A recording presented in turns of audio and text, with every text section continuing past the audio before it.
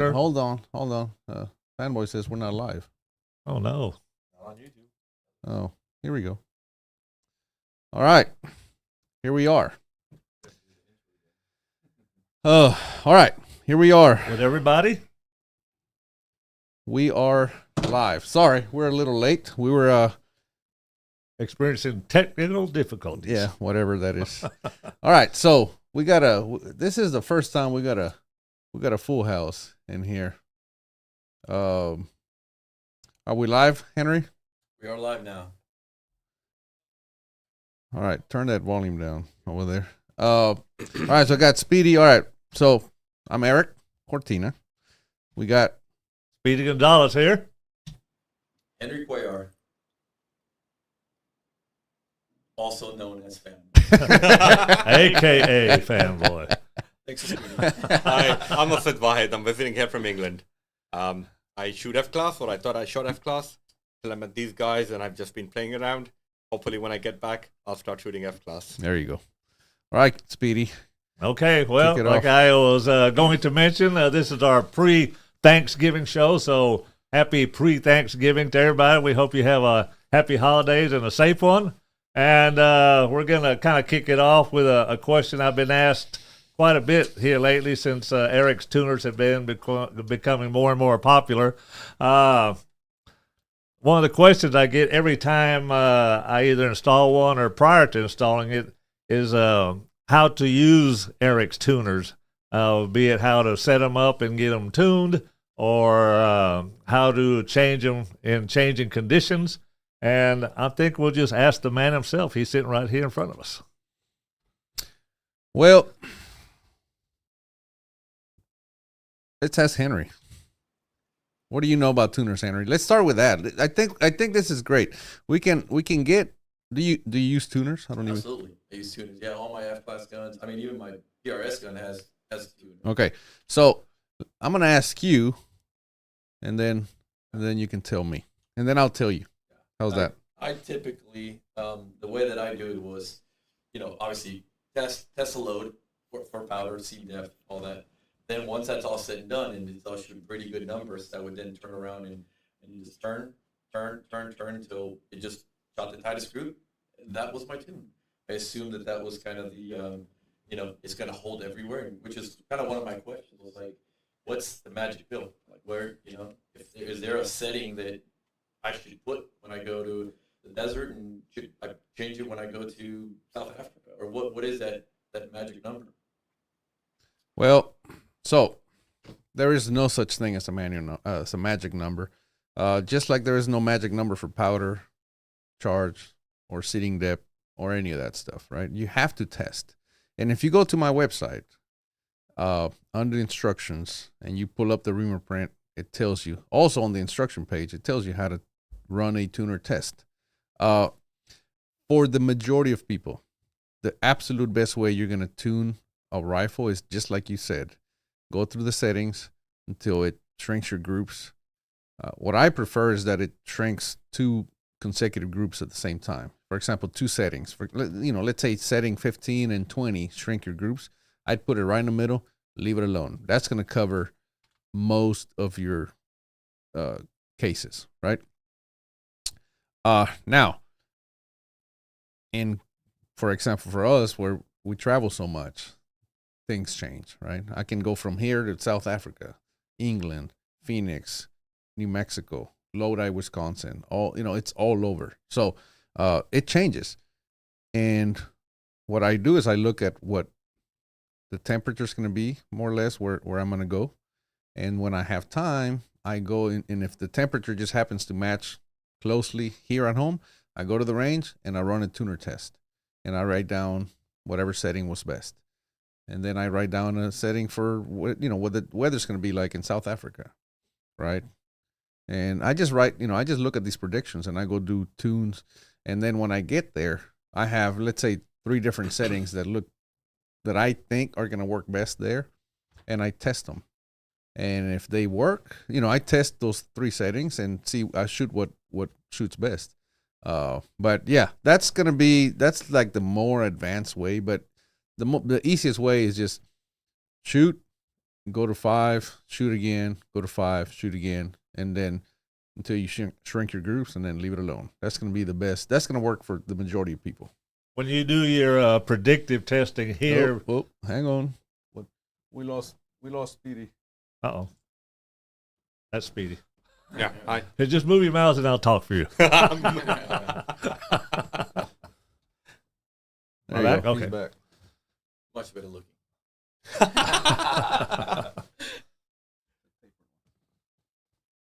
So anyway, my question was, when you do your predictive testing, say that you were Hang getting... on, boss. Hang on. I lost me again. Yeah.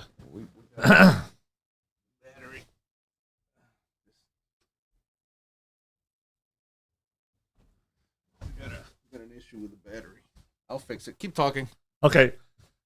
Well, for the third time, when you do your predictive testing, let's say when you went to England this year, you were looking at the possible atmospherics that they were going to have there, which was probably going to be rainy and cool. And when you arrived there, y'all had more or less Texas weather. So there was quite an extreme spread from what you tried to tune for and what was presented to you when you got there. What changes did you make, if any? All right, you're gonna have to ask me again because I was under the table. Okay. We're preparing to go to England, and Right. you did all your testing on your tuna here for conditions that were possibly going to arise, which is rainy and cool, I'm Right. assuming. And when you guys got there, the conditions were more Texas-like. They were humid and hot and sunny, if I recall. Right. What did you do to accommodate that big swing in atmospherics? Well, they look just like home. Yeah, but So- you had worked your tuners for Correct. cool, wet. Correct.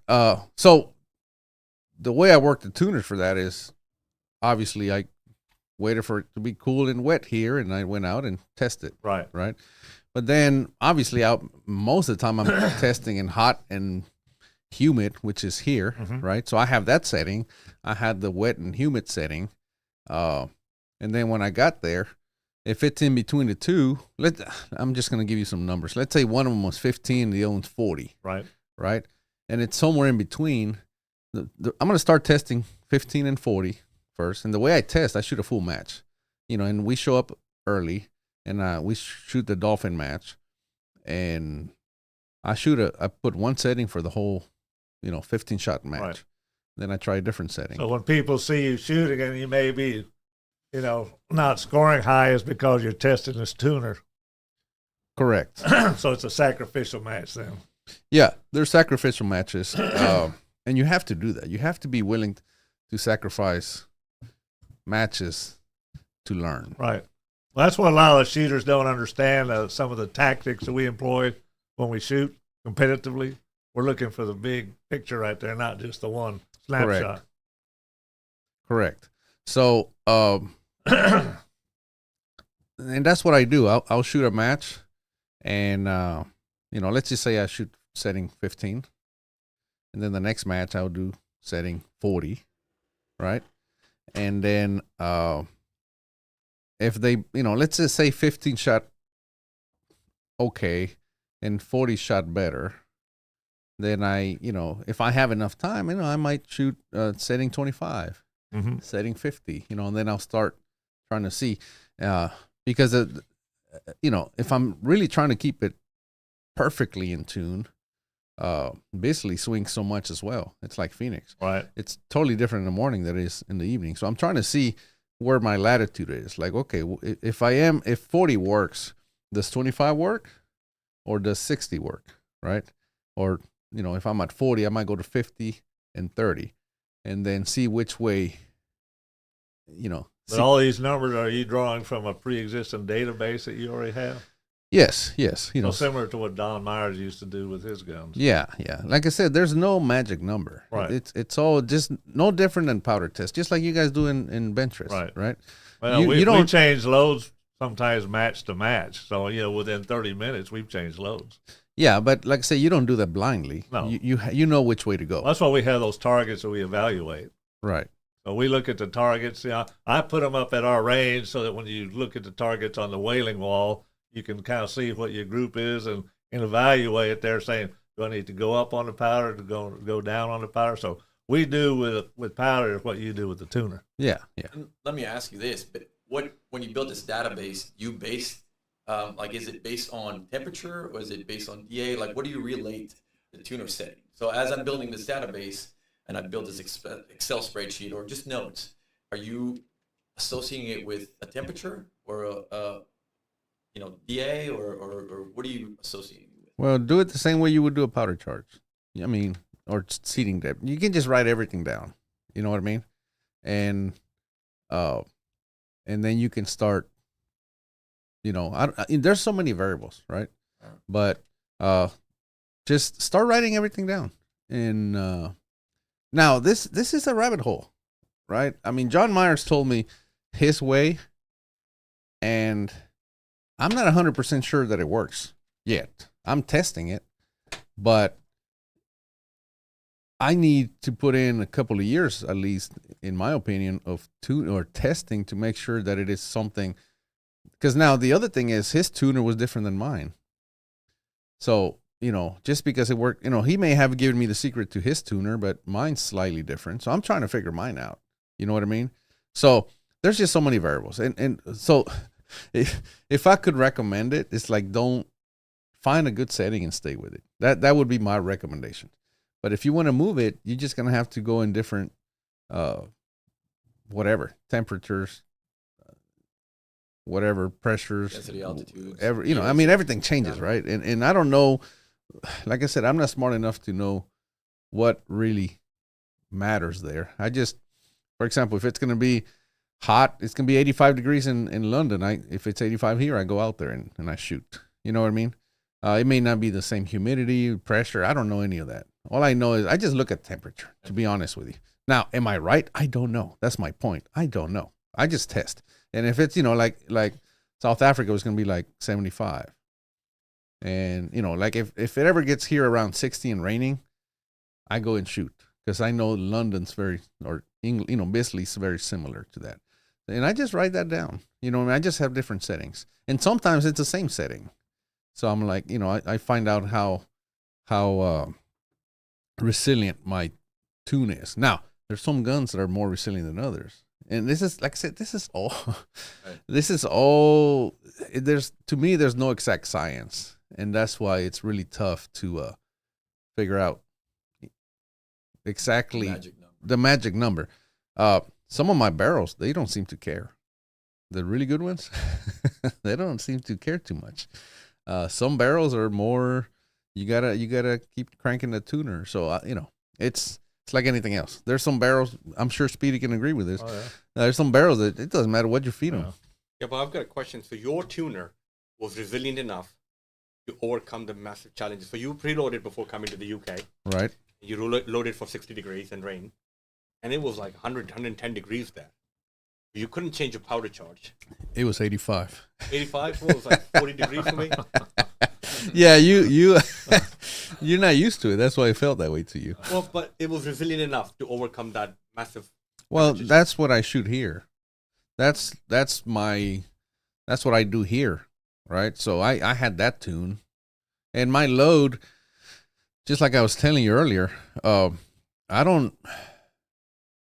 when I go to club matches, I shoot 3 different loads, half grain apart, and I shoot them all. And if one doesn't shoot, let's say I'm shooting, I'm not going to give loads because that's another thing people want to do. Like, oh, Erik said this load, and then they go shoot it. No. So whatever your load is, I go half grain below, half grain above, and I go shoot a club match. Or, I might just do it here. Go shoot 20 shots of each and see how they perform. And then depending on how they do, let's say the bottom one never shoots good. Okay, I might increment. If I still have room without pressure signs, I might move up half a grain and then test those 3 in different conditions. And if they shoot well, then I load. For example, I try to load in the middle.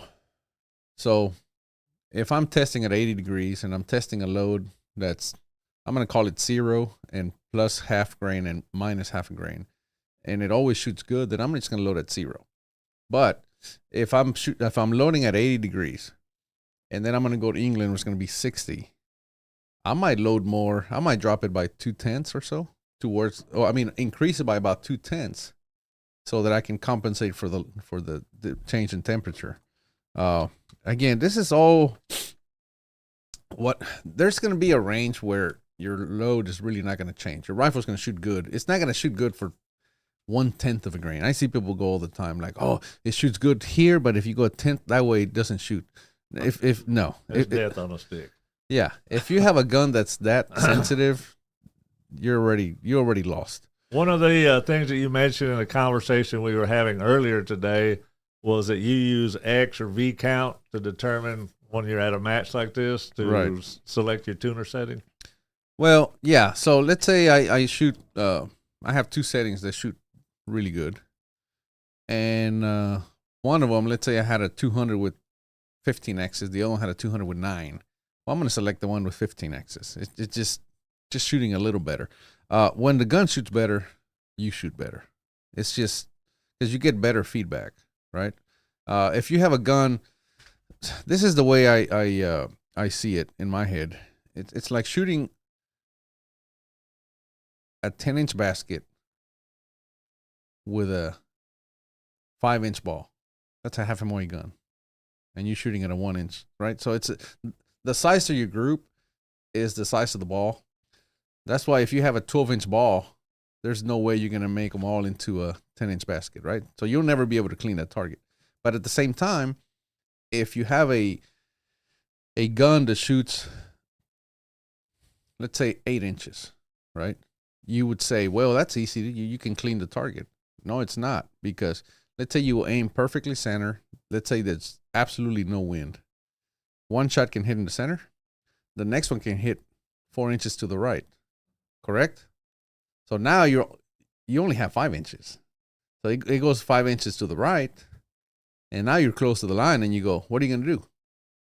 You're going to pull it left, right? So now you're going to pull it, 4 inches to the left. Well, now the next shot can go 4 inches to the other side of the left. Now you just hit a 9. And now you're going, man, this wind is really switchy. No, just have a gun that shoots big. You load. Yeah, and oftentimes when we're coaching, and we don't do well, the shooters go, well, you lost 3 and I lost 2, whatever. They say the coach lost 3 points because they went sideways, and he goes, I only lost 2 because they went vertical. Well, no, your gun shoots like this. It's gonna shoot big. It's gonna lose them in every direction. So the point with a loose gun is, it's going to go, people think flyers only go up and down. No, they go everywhere. And if it goes to the right, and then you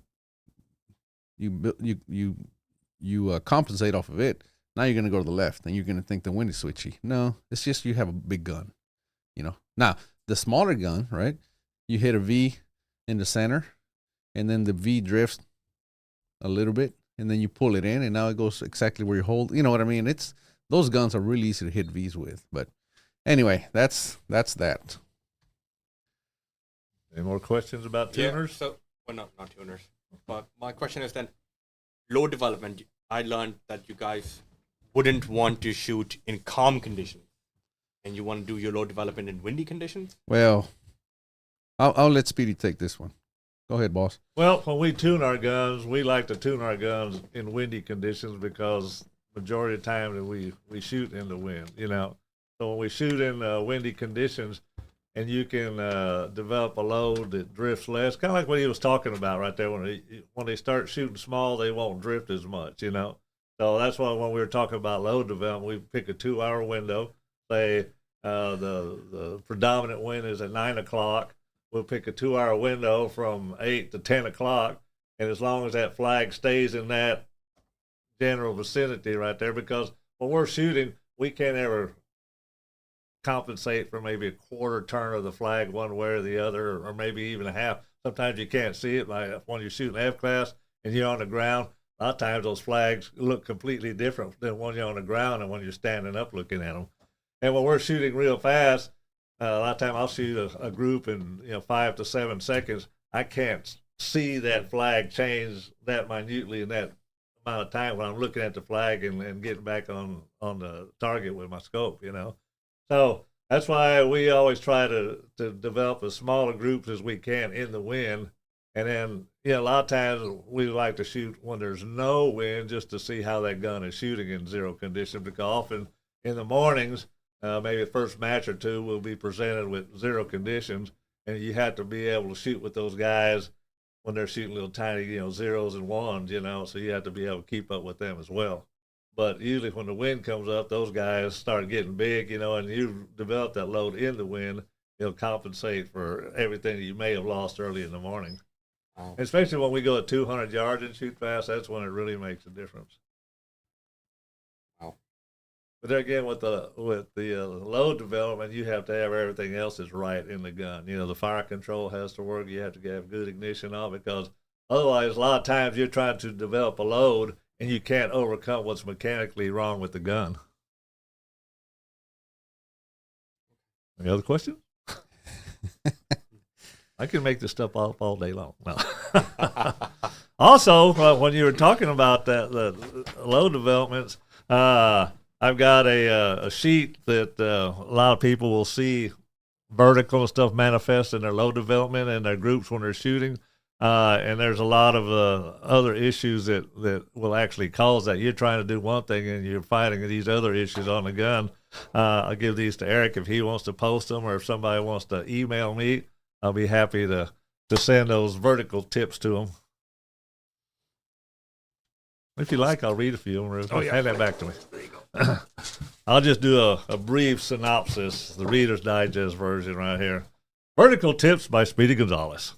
So a lot of rifles are muzzle heavy, and that happens a lot. I see in F-class guns where they've got the big 32-inch, inch and a quarter barrels, and they've got a real light stock, especially like some of the Macmillans, and that barrel almost wants to lift the butt out of the rear bags, So a lot of times I've shot some of those guys' guns, and when you shoot them, you can also feel that butt almost fishtailing in your shoulder as it's starting to recoil. So that's telling me that bag is not allowing that gun to track well in it because of that muzzle may be too heavy.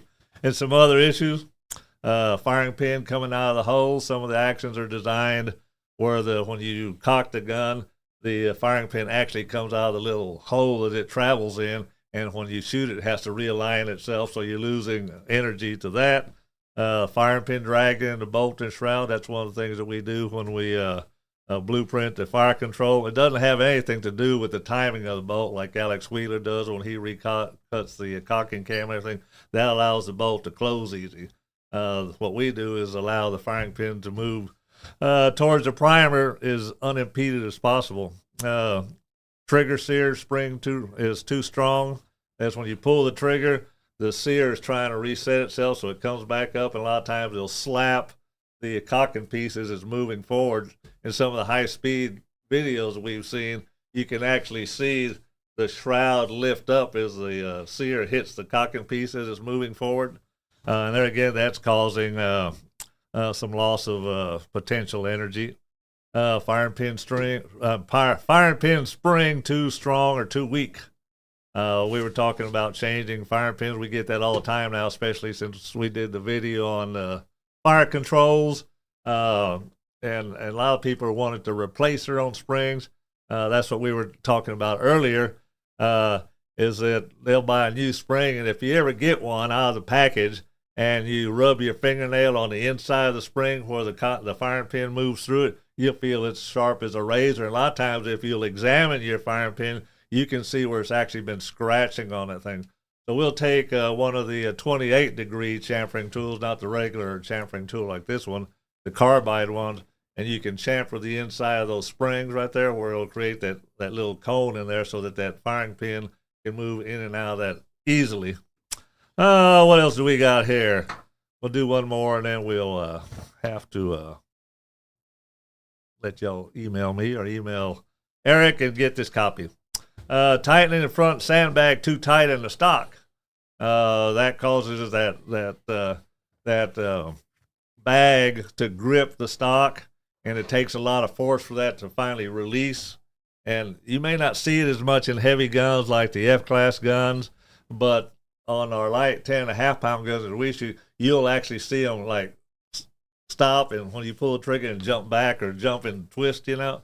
So you want those guns to, just slide easily back and forth, not in the bind. You don't want them real loose in there. When Tony Barr used to walk up around benches and talk to all his buddies, he'd always stand by the bench, and he always grabs your gun, and he always runs it back and forth in the bags to see how tight you had it in there, you know. So you always wanted to pass his test, you know. So he look at it run, and then he'd just give you a thumbs up and go on to the next guy. But, those a lot of people, they'll grab my gun, well, that slides easy in there, you know, and it's because you want it to not lose a lot of energy trying to release that gun out of the bags and causing it to jump. And there's a whole lot of other, I think there's like 15 or 20 vertical tips in here. Oh, there's more than that. Hours worth. But anyway, so I'm going to give Erik a copy of this if he wants to scan it and put it on his Patreon page, or if you want to email me. It's going to be on the forum. We're going to put this on the forum for sure for the forum members. So if you're not a forum member, go there. I'm telling you, that's where all the good stuff is at. If you think this is good, this is the public stuff. You should see the private stuff. Anyway, like I said, if you want to email me. And I don't have followers. Yeah. Only fans. There you go. Or you can email me at speedy.godzilla@msn.com and ask me for the vertical tips. All right. Anything else? So coming back to the rifle recoiling, and you're saying it needs to be smooth, it needs to be soft. A lot of our FTR rifles, they're sitting on a board with a very thin piece of carpet, and it doesn't absorb recoil well. Do you recommend now that we pad it up just so that it absorbs? Well, I mean, I don't know what the rules are on FTR. I knew they had a nuclear meltdown about that here a couple of years ago. Carpet gate. So, carpet gate. So, I would probably refer more to Erik on that one, since he's probably more familiar with the rules than I am on the FTR guns. He just can't make a track. That makes zero freaking sense to me. That's literally the goal, is for your gun to track. Now, that doesn't mean, rails. That doesn't mean put in rails, but you should make it track. That should be the goal within the rules, right? But I don't know. Again, I don't shoot FTR. I don't know how that works, but the whole it can't track. That's a very broad rule. That, let's say you got super good and then you just spend hours and hours and hours working on your technique, and when you shoot, you're so good that the gun tracks. All of a sudden it's illegal because it tracks? No. I think, anyway, I'm not gonna get into all that. All I'm saying is on that, what's your thoughts about like Delron sights? Isn't that kind of are they legal, not legal? Are they tracking or not tracking? Does it have to be a granular? So I came up with those Delrin sides to be legal. All right, so I'll tell you the story.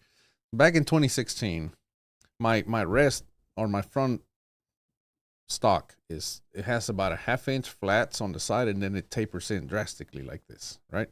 So with the sandbags, I would tighten it, and it would squeeze around the bottom and balloon out on the top. So I couldn't lift my rifle out of the bags, which is it's a rule in F-class. That's the way they check. If they come by the line and they'll grab your rifle and they pull it up and your rest comes with it, then they add, because anything attached to the rifle is included to the weight of the rifle. So if the rest comes up with it, then all of a sudden they add that weight of the front rest to your rifle. Now you're overweight, you're disqualified, right? And with the new Neo X's, they're going to come up. Well, so I didn't want that. So I looked at the rules, and it's not illegal to have hard sides. It has to be sand on the bottom, but not on the sides. So what I did is I took my Neo at the time, and I machined some aluminum plates on the side, and I just put some Delrin tape, and I tried it, and it worked, right? Used that for years. And then Seb, when he was designing the new rest, I had him on the podcast, and he told me he was designing something new, and I said, hey, make something like this. And I sent them pictures of my sides that I made. So he came the new. That's why the new one has those Delrin sides as an option. Well, now, and I was the only one using them for years, and I wasn't lighting it on fire. It's not like it was an advantage. I wasn't beating everybody just because of that. So I don't find this an advantage. Like I said, I did them just so I could stay legal. Well, now they're gonna make them illegal for whatever reason, which means now I'm gonna have to figure out a way to use sandbags again. I may have to modify my stocks, or I don't know what I'm gonna have to do. Now, going back to the rule where you lift the rifle, I was talking to John Myers one day, and he had his front stock the same way, and I said, "Hey, don't your bags trap the rifle?" He goes, "Not really." And I said, "Well, I don't know. It seems like if I would lift on it, if you get them really tight, the rest would come up with it." He goes, "Well, maybe." He goes, "But there's no limit of how heavy the rest can be." So, yeah, I could lift it if the rest is that heavy, but if I bring a bunch of lead shot bags, which you can do, and pile them on the rest and make that rest 1,000 pounds, you can't lift that rest. The rifle would come out first. The forearm off. Yeah. So he goes, "What kind of a rule is that?" Ambiguous. You have to limit. If you're going to do that, then you have to also put a weight limit on the front rest. And I'm hate that I'm saying that because they're probably going to do that now. Well, I don't know if you saw the post that I think it was Brian Blake he did with that Mirage shield that was like attached to the rest. You see that or no? Yeah. So that's not attached to the gun, correct? It comes up when you lift it. Is that part of the weight of the rest? Of the rest? So, or is that part of the so so we had this discussion, and I said that's part of the rest. But then they said, yeah, but what if you lift the rifle? It's gonna hit the rifle, right? Now it's gonna be on the rifle. I said, yeah, but when you're shooting it, it's not touching the rifle. So you can't play the if game and then all of a sudden make it illegal because if you do this, then that. Yeah. No. Is it as you are shooting it, is it interfering with the rifle? Is it interacting with the rifle in any way? If the answer is no, then no. But then they go, well, if we were lifted, it would touch the rifle. Yeah, it would touch the rifle, it would fall off. Right? Just like it's a covered firing line part of the rifle. If you lift the rifle high enough, it'll hit the covering firing line. So does that mean all those rifles are illegal? You know what I'm saying? I mean, I'll play the if game too. I've seen people with their spotting scopes on top of there like that too. Exactly. Good point. If you have your spotting scope over the tripod over the rifle, and if you go to lift the rifle, you're going to hit the tripod. Is that now part of the rifle? No. So I say if it's not touching the rifle, then it is not part of the rifle. You know what I mean? But again, I don't know. I don't know where this is all going to go. Seems like they're coming out with a bunch of rules that. How often do they come with these rules, and how often do they meet, and when do they? I have zero idea how that works. I know they put together an F-class committee, I believe, now, and I have no idea who they are. I have an idea, but I'm not for sure. But it seems like ever since they put that committee together, they're starting to make rules because just like politicians, they sit around going, well, our job is to make rules, so we might as well make rules. And I don't think but again, that's just me. But the point is, one of the rules that I saw was specifically makes electronic levels illegal. Holy crap. I saw that and I couldn't believe it because what advantage could that possibly provide over somebody else? It's a level. You know what I'm saying? Right. So I'm starting to worry about that this is just going to go down the deep end, like that Mirage shield. The fact that there is a discussion whether it's legal or not, it scares me because it's obviously not touching the rifle. So no, it's not part of the rifle. However, I've had people go, well, if you do this, if you do that, then it would touch it. Then therefore it is illegal. So these ambiguous rules are tough because what is the line officer going to rule on you? What is the ruling going to be? they're gonna say if I do this, then that, then therefore you're disqualified. You know, I don't know, man. I don't know. Too many rules coming down. This is F Open. They keep forgetting that. It's open. Yeah, but whatever. Well, that's kind of what we've talked about here in the last couple of years. The opening line in our rule book is to manufacture the highest precision rifles in the world, and we've been looking at what the F-class shooters have been able to do. So we're falling behind on our designs and everything else because the F-class guns are a lot more advanced than ours as far as the rails and the way the parallel butt runs with the forearm and everything, you know. So, you know, we're trying to start now to mimic some of the rules in the F-open guns, and now the F-open guns are coming back to the Venture style. So, anyways, any more questions on rules and bags and anything else? Next time I come, I'll bring some of my bags and I'll show y'all how we fill those things to get those things to track a little bit better. We talked about the fire control spring, low development target. There we go. That's a good one. And one of Erik's past. All right, before you talk about that, let me do a little housekeeping here. Okay. So, those of you that are watching this live stream that you did not get an email, you need to go to my website and sign up for the mailing list, because I sent out an email. That's why whoever's here now, that's how they got the notification. Also, if you didn't get a notification from YouTube, you need to go to the bell and put all notifications in there so that you get notified. Because I get I get emails all the time after a live stream going, hey, how do I know next time you're having a live stream? That's how you know. The easiest way, go to my website, make sure you're signed up on the mailing list. I always send out an email. So even if it's got the wrong month, you're gonna get it. And that's a joke from the last live stream that you may have missed. So that's that. Let me make sure I get everything. Blackjack challenge. You guys see that? No. The blackjack. Sorry. Looks fun. So again, go to my channel. There's a YouTube channel. We're doing we did just around here. It's a KYL, know your limits rack. It's got 6 plates. First plate is 1 point. Second one's 2 points. 3, 4, 5, 6. If you add them all together, it's 21. So we call that a blackjack.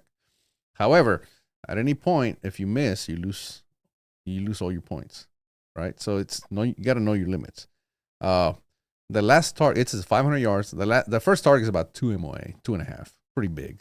I think it's a 12 by 12, and I will measure them to know for sure. However, the last one's about 1.5 inches at 500 yards. So it's a tough one. So right now it's open to forum members only. So if you want to come over here and shoot the KYO Blackjack Challenge, go to the forum, become a member, and go over there and find a thread and tell me that you want to come over here and shoot with us, and we'll shoot it. So when is it? Whenever. I'm gonna plan a few different ones, but that's the idea for now. Is there a big prize? You're asking if there's a big prize. I'm trying to come up with what. So there's different ideas that I've been kicking around in my head. One of them is give to charity some kind of big amount every year, and that's one idea, right? Just we all do this for charity, and they come and shoot. We have fun, and then I pull the money, and then we give it away at the end of the year to some charity. You know what I mean? Homeless vets. Something. Venture shooters or something. FDR shooters. Yeah. Or, ELR shooters. Or venture shooters. Or F-open shooters. But anyway, the other idea I've been kicking around is because I shoot it as well, and maybe build myself a rifle specific for, I don't know if it's a specific rifle, but just build a rifle and give it away every year. You know what I mean? To everybody that showed up and shot the blackjack challenge. So I'm gonna come up with something cool, but I don't know what yet. Too many ideas in my head, but I like the idea of building a rifle. The problem is everything takes so long to get that I don't know that I'll be able to build it in a year. Okay. Well, I'll barrel it and stock it, and then you get all the parts, and I'll do the work. How's that? There you go. There you go. So we can do And then we'll engrave the person's name who wins it on there. there you go. If you're from the UK, you don't get a chance. Oh man, You don't have a license. Well, don't worry. They can't hit it anyway. That's right. Somebody wants to know if you can use a 6 PPC for the challenge. Sure you could. Erik will take your money. Yeah, we'll take. That's the hill. Otis has been pretty tough with the 223 of his lately. Yeah. So okay. All right. Somebody told me that you were echoing, and now you should be fine. You. Test. Am I echoing still? Nope, you're not. I fixed it. Good deal. All right. Okay. Let me go back right quick. I just want to make sure I take care of all this housekeeping stuff. I have a few more that I want to take care of. Somebody wants to know if you can throw in a class instructed by you on top of the rifle. Of course, we can do. So this is. Yes, I want to do something really cool. I want to turn this into something that helps people. We can have fun. It'll help people, and yes, a class. But if they're already on the forum, they're already getting it. But yes, we can do a live class. They can come out here. They can receive the rifle and they can hang out all day, and we can do a class or something. But yeah, it'll be something really, really cool. But that's where we're at right now. I'm just kicking ideas around in my head, but I want to make sure it's awesome. Awesome possum. All right. Why don't we answer some questions? Somebody asked, go back to, is L32 or N33 a better powder? What's a better powder? Or PPC, Guess the LT32 or the 133. Well, in bench rest, people are using the LT30 in lieu of the LT32 and the PPC. A good example of who's been winning with that, Bart Souter. I'm still a 133 fan. I still have plenty of the old T powder if I want to go back to the old days, and it shoots just as good as anything out there. But in order for me to be able to speak to customers intelligently about the powders that are available to them, I'm shooting what's currently available to everybody. But as far as the LT powders, the LT30 is the current powder that the shooters are using in bench rest. All right. Henry, you want to read some questions from the Yeah, there's not a whole lot of questions, but I see a bunch of them. What are you talking about? One of the questions is like how we like or how I like that said Neo. I'm guessing the new Neo X. I shoot a 300 WSM, a Wisdom, so those Delrin sides kind of help me keep the gun from going crazy.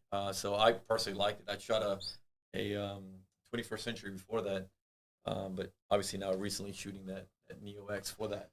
Hopefully it stays around at, obviously we went over that, but let me see.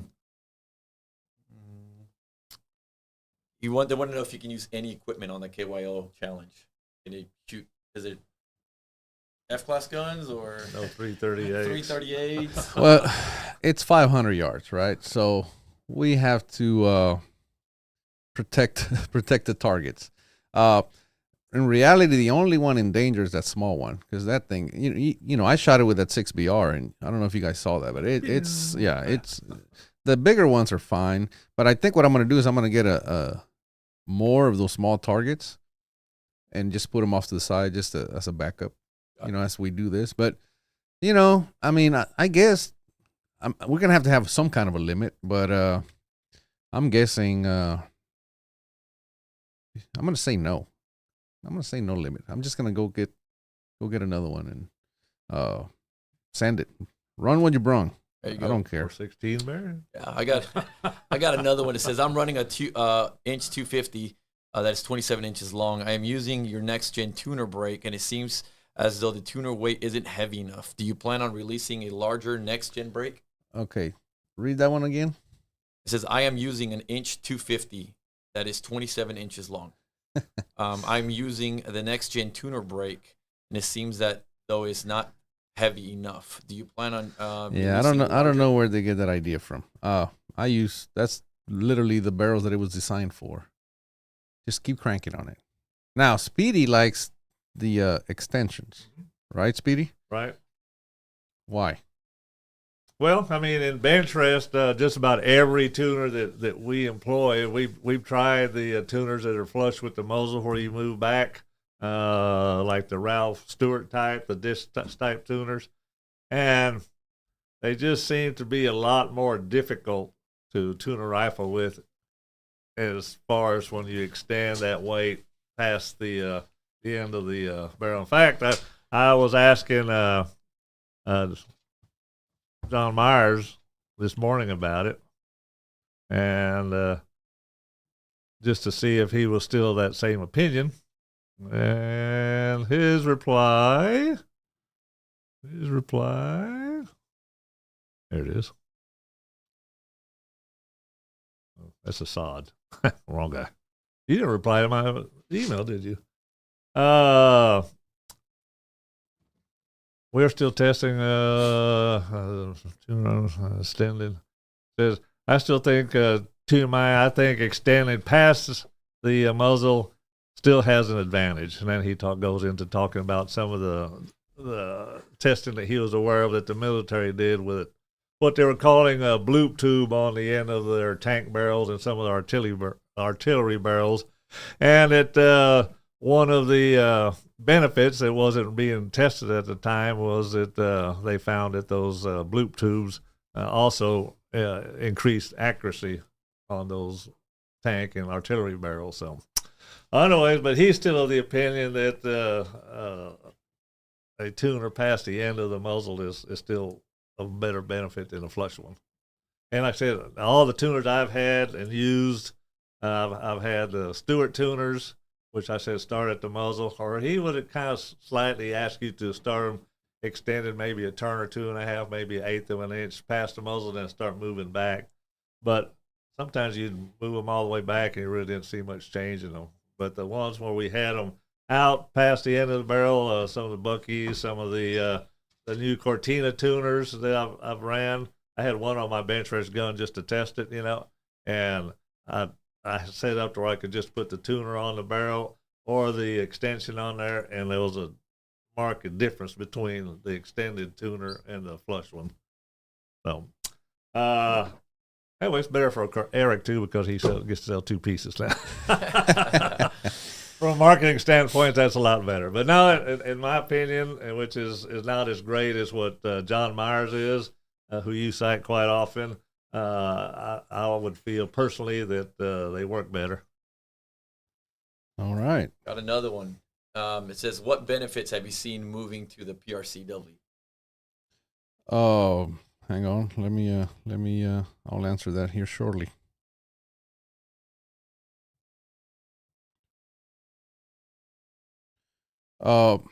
Well, it's not very different than my Shihane in reality. I just went from one to the next. I mean, I gained about 30 feet per second. It's really nothing. There's brass life is longer. That's it. No fire forming. Well, I fire form anyway because I neck turn and all that. But like I said, there's really no difference for me. I don't think there's much, So if all the PRC brass dried up and you went back to the Shihane, you wouldn't be moaning the PRCW? No. I mean, as a matter of fact, Norm Harold, he's shooting 300s and things of that nature. He may have a prick as well. I don't know. But at Nationals, during the team match, he pulled out a Shihane for the team match. And he shot a 200 with 19Xs. And then It works still. Oh, well, yeah, like I said, it freaking works. So trust me, the Shihane is perfectly fine. Now if you have a 284, that's why I never understood the 284 because it's not any more work to have a Shihane, but you gain, you're shooting about 2880 or so, 2900, somewhere around there. Where the 284, you're about 100 feet per second slower than that.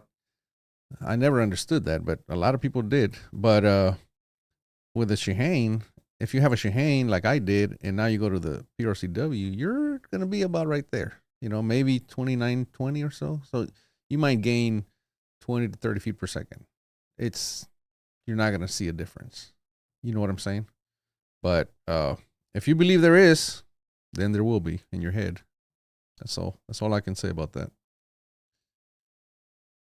Got another one. It says, how does triple nickel fare against Varget? Well, those are two different burn rates. So don't mix it. Like I'm gonna say it doesn't because they don't. A rifle that shoots Varget's not gonna shoot triple nickel. You know what I mean? I've had a lot of people ask me if they could shoot triple nickel in their 308s, and I said no. N150 works good. Yeah. N150 works really good in 308. Go-to powder nowadays. Well, yeah. Again, with the 220Xs, not in every bullet weight. Right. So I'm not very good with 308. I don't know. I just noticed there was a equipment list released for the Nationals, and it's on Desert Sharpshooters website.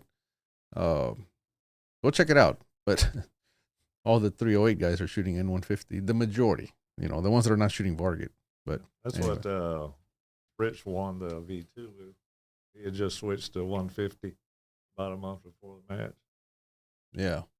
Somebody else asked, how do you flush out triggers? 99% alcohol, lighter fluid. White gas. It's the same gas you use in your Coleman lighters and your Coleman gas stoves. Mm-hmm. It's the only one that doesn't varnish up after it dries. Like most of those, like lighter fluid and stuff. Right. They may flush out any debris that's in there, but after it starts to evaporate, you'll start to leave a varnish in there, and after a while, that one little floating piece, especially in a jewel trigger, will just start to hang up, and then you'll start to have all sorts of trigger issues. All right, balls. I get this question all the time. How do they get a rifle from you? How do they hire Speedy to build them a rifle? You get Speedy to quit doing podcasts.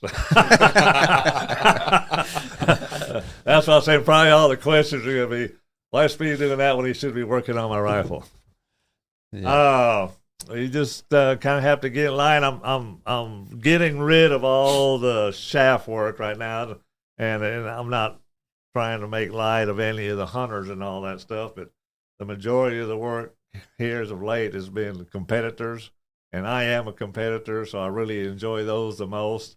So I'm trying to weed all those out so I can pay more attention to all the competitive shooters. Okay. Best way to do is contact me by email, because a lot of times during the day I'm working on the mill with my headphones on. I can't hear the phone ring, and if I see it light up, I can't stop in the middle of a cut because I don't want to zig when I should zag. Put a big old gouge in a $1,500 Cerro stock blank.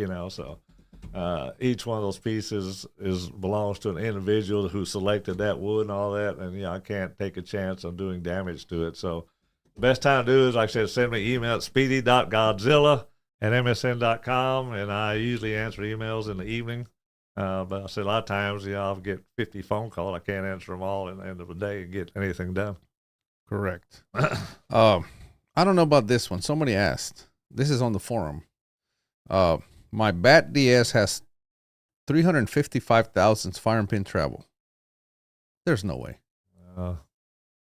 There's no way. There's something wrong. If you got 355,000 fire. Yeah, I think they measured it wrong. Well, we got a question about that specifically here. It says, is 250 firing pin pinfall a must, or could you get away with less, like 180? Wait.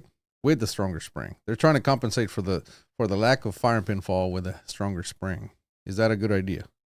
Oh, not really. Usually what I'll do, I'm going to say on that, we'll just start with that Bat DS. You want to start off with about 22 to 24 pound spring.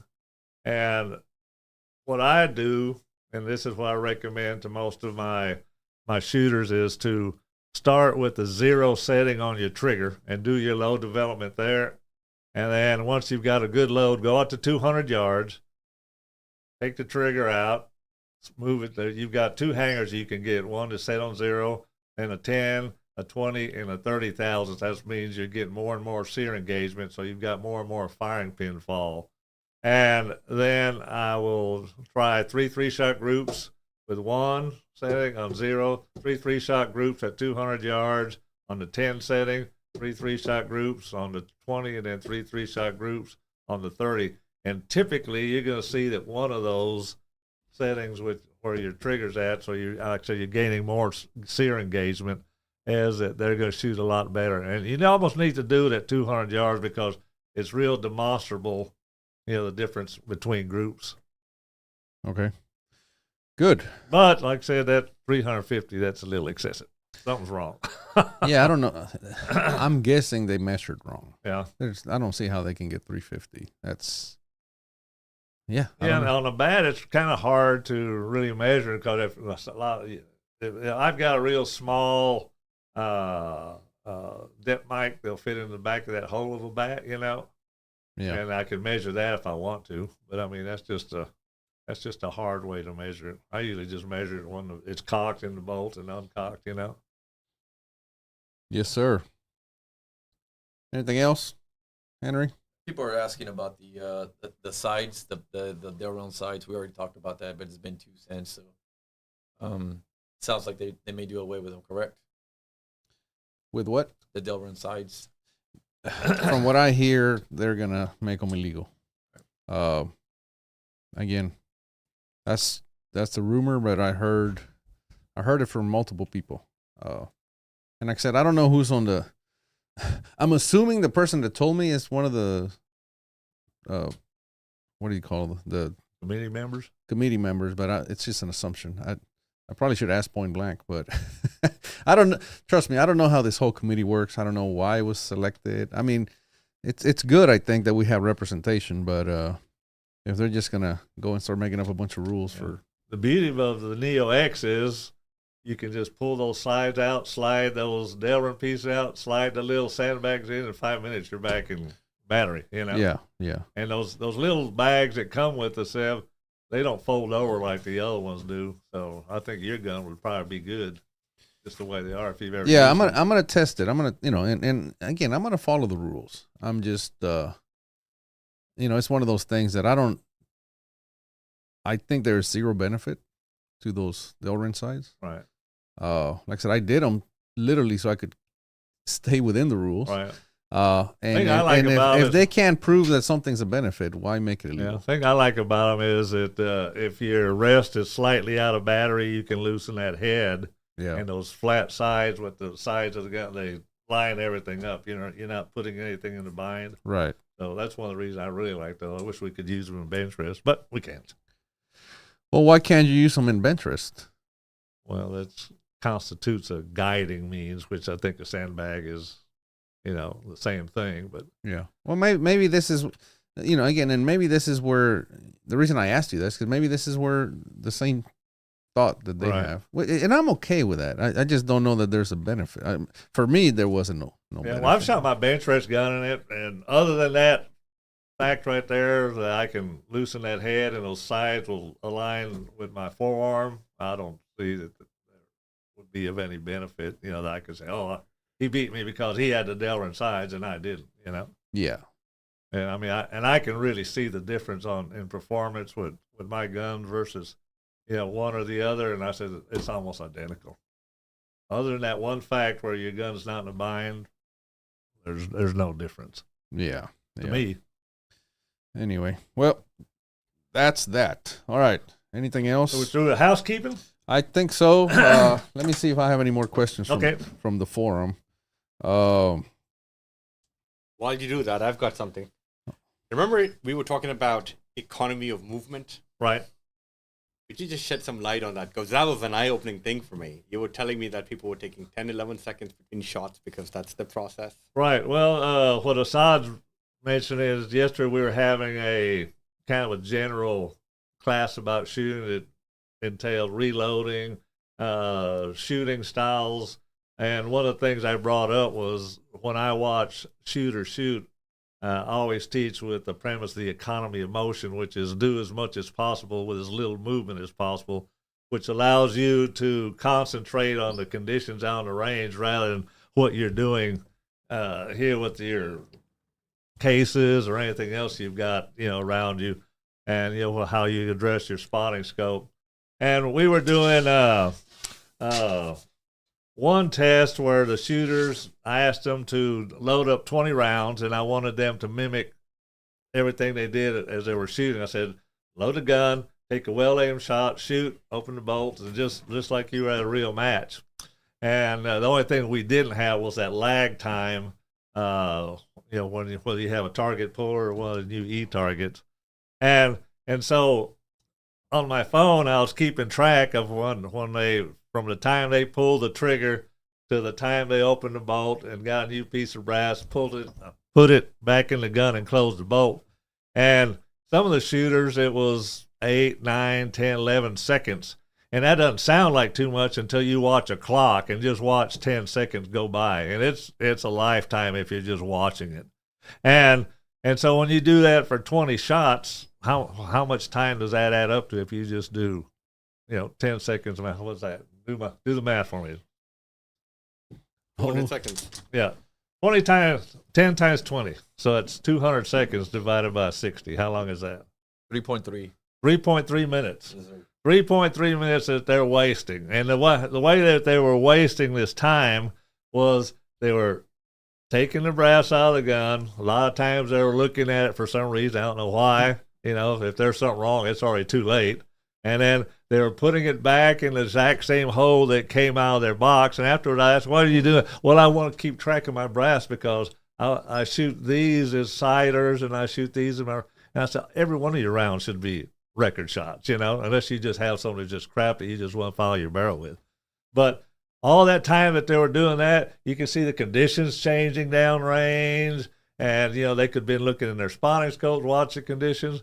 And so something like that, I would just take my brass out and throw it down because nobody's going to jump out and try to steal it from you. At least I haven't seen that. Maybe Erik has.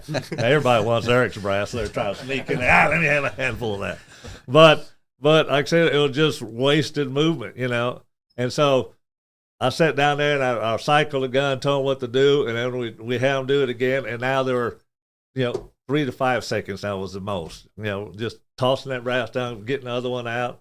And they had their box way over here. They're doing this, and it was just horrible and painful to watch. So what I was telling Assad is nowadays with your cell phones, you can get the little tripods like that. You can film yourself and you can see the time going by, and you can see how bad or how much time you're wasting to, just nothing that benefits you.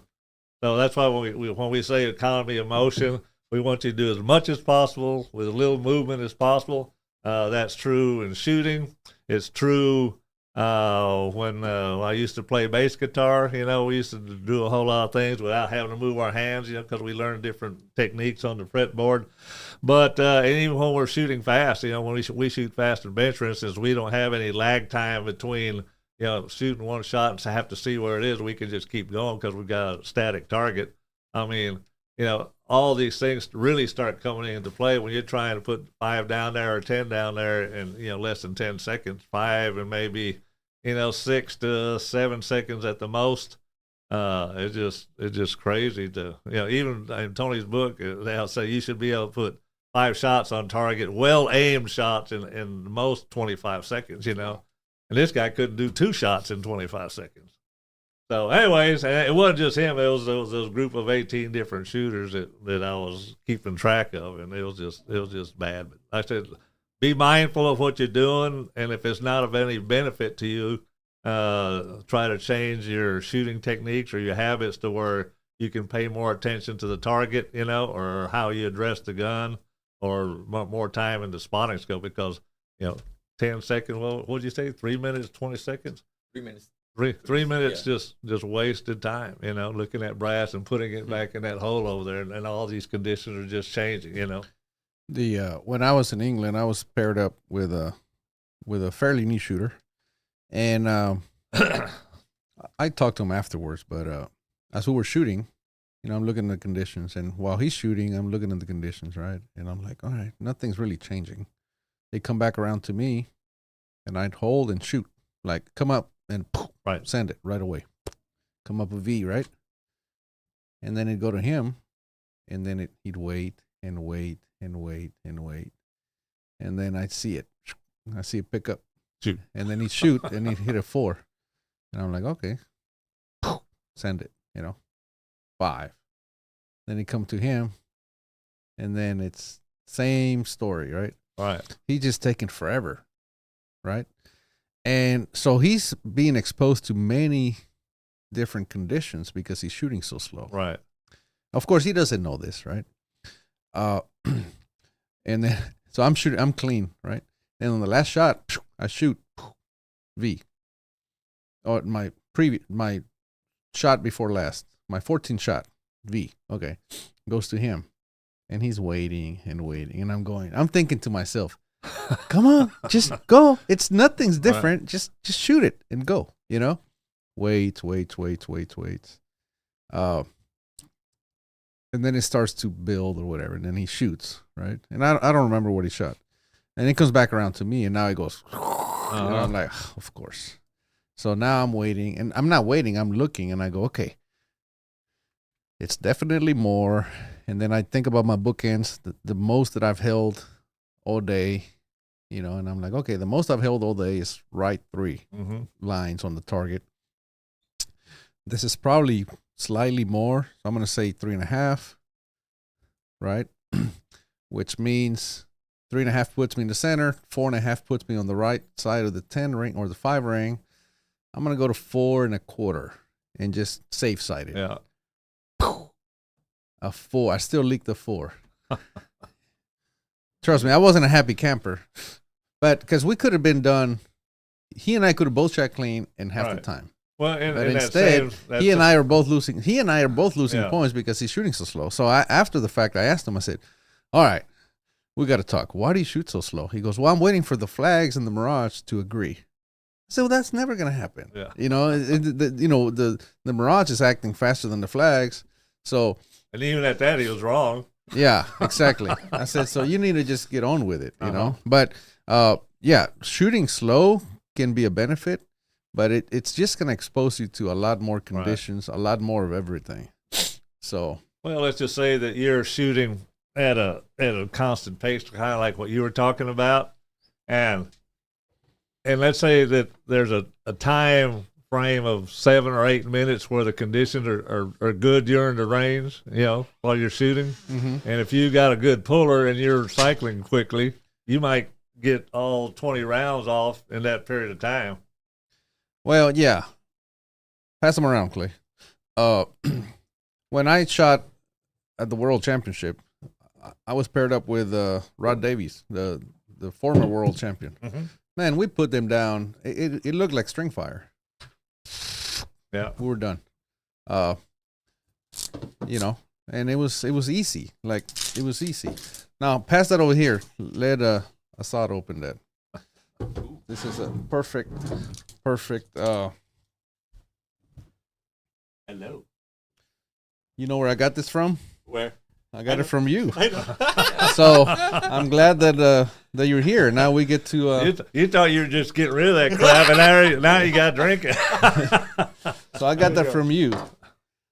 And you didn't open it. And this is to celebrate your. Yes. This is to celebrate your win. So this is perfect. I left it, and now that you're here, it's great. We get to drink it all together. So. Isn't that great? That's amazing. Yeah, the fact that you're here. That you saved it. I did. I saved the good stuff, the special occasions. Listen, this was for your win, and I'm glad that we're celebrating. And now we're gonna celebrate. And I gotta ask, coming back to this gesture that I made, and here's why it blew me away. You want some Clay? All right, go ahead. We all have what we think is home advantage because we're shooting the same range, same conditions.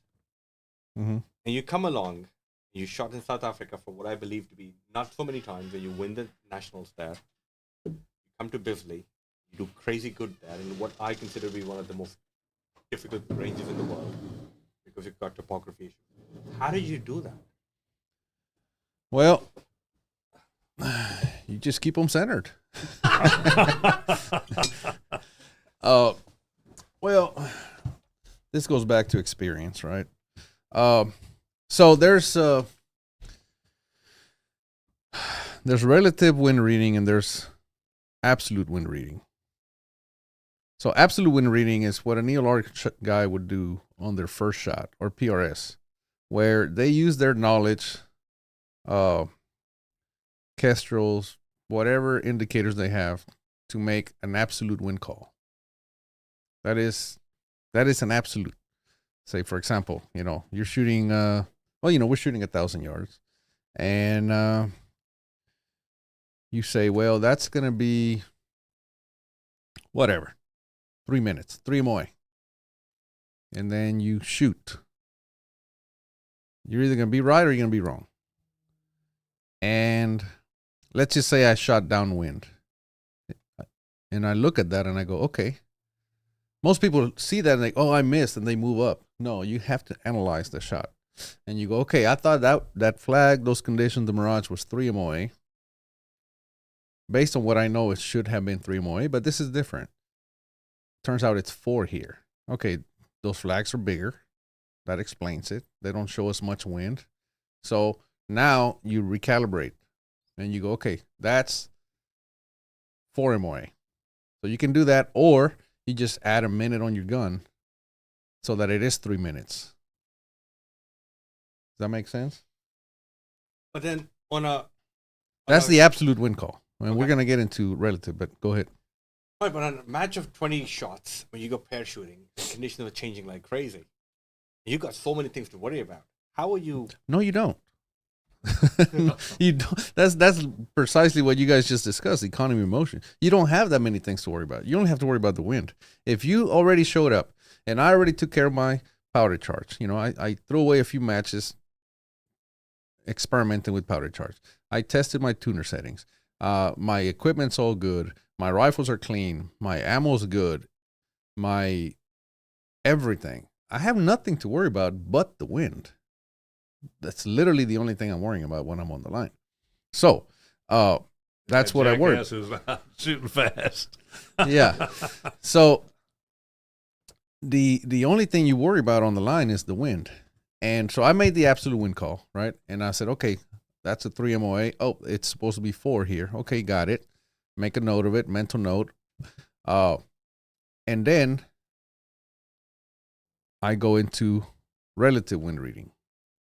I look at what it was, and I go, okay, the next shot, what do you do on the next shot? Let me ask you. Well, I look at the conditions that they're picked up, that I mentally make an educated guess. Salud. I make an educated guess of... That's good stuff, man. I make an educated guess on how much is picked up, and I take a shot.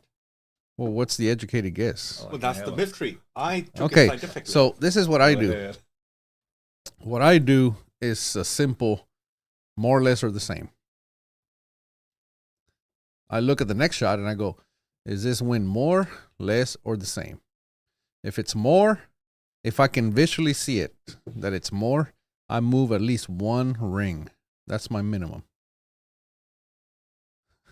You look surprised. Yeah, on an open gun. I'm super surprised. Well, Yeah. what? Okay, why are you surprised? So yesterday, Once I explain it, I think you guys can get it. Well, your podcast yesterday, or your live stream yesterday, you said something that was super key to me, and it was, you don't dial anything in halves because you don't want to be in the middle. You go in ones on everything. So do you, whenever you make a wind call, are your wind calls also ones, or are you holding halves or thirds? Or I can hold halves, but my wind calls. So, like I said, my question is more or less or the same. That's what I'm going to ask myself. So now I go into relative wind reading. I'm going to read. So 3 ways to read wind, or 3 indicators. You're a ELR Rookie of the Year. You should know this. What's the best indicator, the absolute best indicator of what the wind is doing? last shot? Exactly. Your previous shot. Absolutely. Exactly. That is the best. Absolutely. What is the second best? Mirage? Yep. And third? Well, you guys don't have wind flags, say but, flag, but but we don't have vegetation or grass whatever. or Exactly. trees or- So you already know this. The best indicator of your wind call of what the wind is doing is your previous shot. Absolutely. Right. So that's why I no longer go into absolute wind. I do the absolute for the first shot, and then from there on, because that is the best indicator of what the wind is doing, I go, okay, my next shot, I go, okay, is it more or less or the same? If it is more, I move one ring. Minimum. Well, why one ring? Yeah. Exactly. So, It's getting deep. these are good questions, guys. And I've been told by national champions that I've told this to. They go, the best tip I ever got from you is the one ring minimum.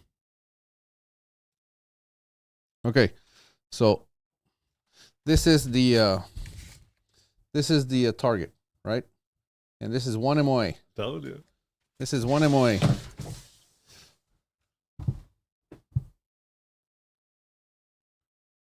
One MOA from here to here, right? 1 MOA from here to here. Yeah. Correct? Yes. How big are the rings on the target? How far the spacing on these rings out here? If I was to have 9, another MOA. no, they're half. Oh, right. They're half MOA, right? So if I'm perfectly centered, and then I see the wind picked up, I move at least one ring, which puts me here. Right. Worst case scenario, if I have a really good gun and nothing happened, I'm still going to clip a 10. But if I visually saw it, if I absolutely saw it, then that means it picked up. So now I'm giving myself at least a full 10 ring to be wrong. Otherwise, you're just giving yourself half. You shift the center of the target, right? It's no different than hold left edge. Right. Literally, I'm holding left edge. Instead of holding center, I'm holding left edge. You follow what I'm saying? Absolutely. So if you were shooting at an ELR target and you hit dead center, right? And then you see it pick up. You don't want to give up the target. Well, you want a But safe side, Yeah, you but hold wanna left be on edge. the safe side, yeah. That's literally what I'm doing. By moving at least one ring, I'm just moving to the edge of the target. I'm holding left edge or right edge. And that gives me the full target. You follow what I'm saying? I do, yeah. But your strategy is never to go for X count or V count. Your strategy is Oh, I always go for X count if you can. if you can. But if you're uncertain, you want the whole target. Oh, of course. Yeah. Oh, if I'm certain, I'm going for V's. But if I'm uncertain, I'm going for 10. V5. Sometimes you had to shoot 4s. Have you ever had to shoot for 4s? Yeah, many times, especially. In No. I didn't ask if you've ever hit 4s. No, yeah. Aiming for 4. Like where you go, oh man, I hope I can hit a 4 here. Yeah. There's so many times that I forgot about the 10 ring, and I'm like, if I hit the 4, that's what I'm aiming for. But it doesn't normally work for me. Well, you can't hit a 4? Uh, So how, if right now, if we were to go right now to the range, Yeah. what's the likelihood that you're going to hit a 2 MOA target on the first shot with an F-class rifle? oh, pretty good. Exactly. Yeah. Right. So a lot of times what I do is I go, okay, I don't know what this is doing. It obviously built up way more than I've seen it. Hell, if I can just jump in with a 4, I'll be happy, or a 9 in the US. And that makes you move over at least one more ring, right? That just gives you one more ring. And I go, okay, I know I can hit a 9 or a 4. And guess what happens sometimes? Sometimes you hit that 4 right in the middle. You know what you get when you hit a 4 in the middle? What? Right. You get a V. Yeah. Yeah. I understand. I understand. So sometimes, when you shoot a 4, sometimes you hit it right in the middle and they give you a V. So again, those are just strategies. Most of the shots you will be lost downwind, especially the newer shooters. They'll hit 3 9s in a row downwind because they're afraid to throw one upwind. So, and if you understand that the likelihood of you shooting a 2 MOA target on any given condition is pretty high, then you shouldn't be afraid to stop. A lot of people hit 9s in a row because they don't want to stop. No, it's not that hard to jump back in with a 9. Might as well just hit the brakes. And Let's wait say for what the we do at 200 yards when we're shooting fast. We don't have time to sit there and say, oh, is that worth a bullet hole or 2 bullet holes? Our rule is, or my rule is, just give it a half inch, because a half inch, when you figure into the aggregate, only winds up a 1/4 inch. Because in 200 yards, if we have 5 half-inch groups and we add them all up, that equals 250 thousandths. Yeah. And that's your 100. When you reduce that to MO8, it winds up a 1/4 inch. So a half inch will never hurt you in competition, hardly, unless it's just super good conditions. So just like Erik is, he's got a rule, and that's why if I'm not sure and I'm shooting fast, I just give it the half inch. Sometimes I make the group a half inch. It could have been a 1/4 inch to begin with, but it won't hurt me in the long run, typically, especially here in Texas. And then the other thing is that I was always taught to click. What if I've barely ever seen you click? And I've seen you closely, right? You aim off and you bang.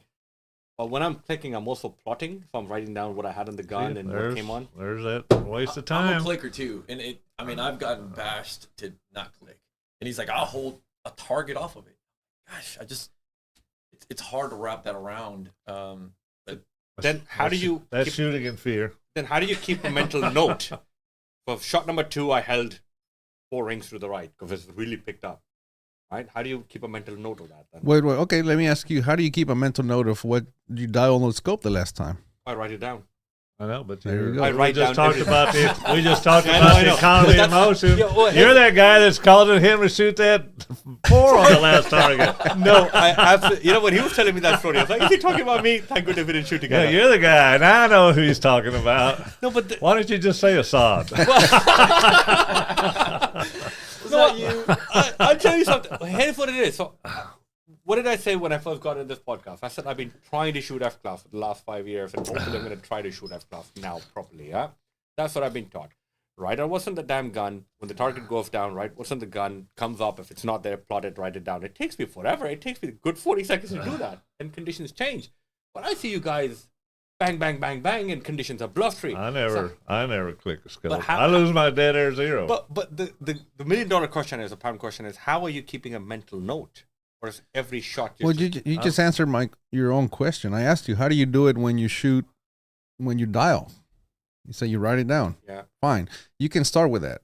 Just instead of writing down MOA, you can write 3. That's 3 lines from the center. So the center is 0. Yeah. That's 1 line, 2 lines, 3 lines, 4 lines, starting from center. You can just do lines instead of MOA, right? That's the simplest. You can start there. The way I do it, because I shoot F open, let's say I shoot a right 3.5, and it's a V. I push the gun forward, throw a round in the loading ramp, and I just leave it there, and I put my crosshairs back at 3.5, right? But then I'm also 3.5, plus more or less are the same. That's the only question I'm answering every shot. More or less are the same. That's it. There's nothing in my mind. You say you're so preoccupied with a bunch of stuff. No, more or less are the same. Sure. More or less are the same. Yeah, that's all there is to it. More or less are the same. That's all you need to know, right? Now, I got to ask you a question. Yeah. Let's say you shoot, you held the right 3, and you hit a perfect V, just pinwheel right in the center, and you held right 3. What is the maximum and the minimum that you could have held where you still hit a 5? Half a ring plus and minus. Right. So you could have held right 2 or right 4. Yeah. That's a drastic. Yes. Yeah. Mm-hmm. Have you ever considered that No. it's a big area there? Now, so that's what's one of the things that's been blowing my mind. My mind has been blown on since this morning, since yesterday. Yeah. The strategies that you guys use and just this thing here is just unbelievable. You're actually making the target. So I always try to go for center. And I just realized that I'm actually handicapping myself. You're clicking for center? Yeah. sometimes I'm doing one click. You don't admit that here. Yeah, but again, Don't do that here. there again, you don't even know if your scope is mechanically sound to do that. Yeah, well, we we do tests. I know, but after you you're start, that was what when I was on the Leopold test team, the scopes were going back time after time after time, saying the scope's not working. And what it turned out to be, we were just moving about 7 clicks from the 100-yard to the 200-yard and back down, then back up and back down. So we were wearing those detents out instead of having sharp edges where the little ball fell into it. It was just little rolling hills, and that ball wasn't centered anymore. So it was moving, So I got it. Yeah, because mechanical things would not be 100% accurate. Right. The lines are 100% accurate. So if all you're doing is moving from 800 to 1,000 yards, you're doing the same thing. You're wearing that one little track out on your. Hope you correct. Well, I'd rather do like Erik and just hold. And again, that's when we're talking economy of motion, like when you're taking your time, writing this down, the conditions are just like Erik said. He's waiting to shoot, and you're out there. My conditions change. Now I gotta wait for it to go down. So I told you what I do when I'm shooting. Right? I look at the conditions, look at the Mirage if there is, because I look at my previous shot, look at the Mirage, right? Worst case scenario, look at the flags, right? So I'm looking at that and I'm going, more or less are the same, right? If I see it picking up, what do you think I say? More.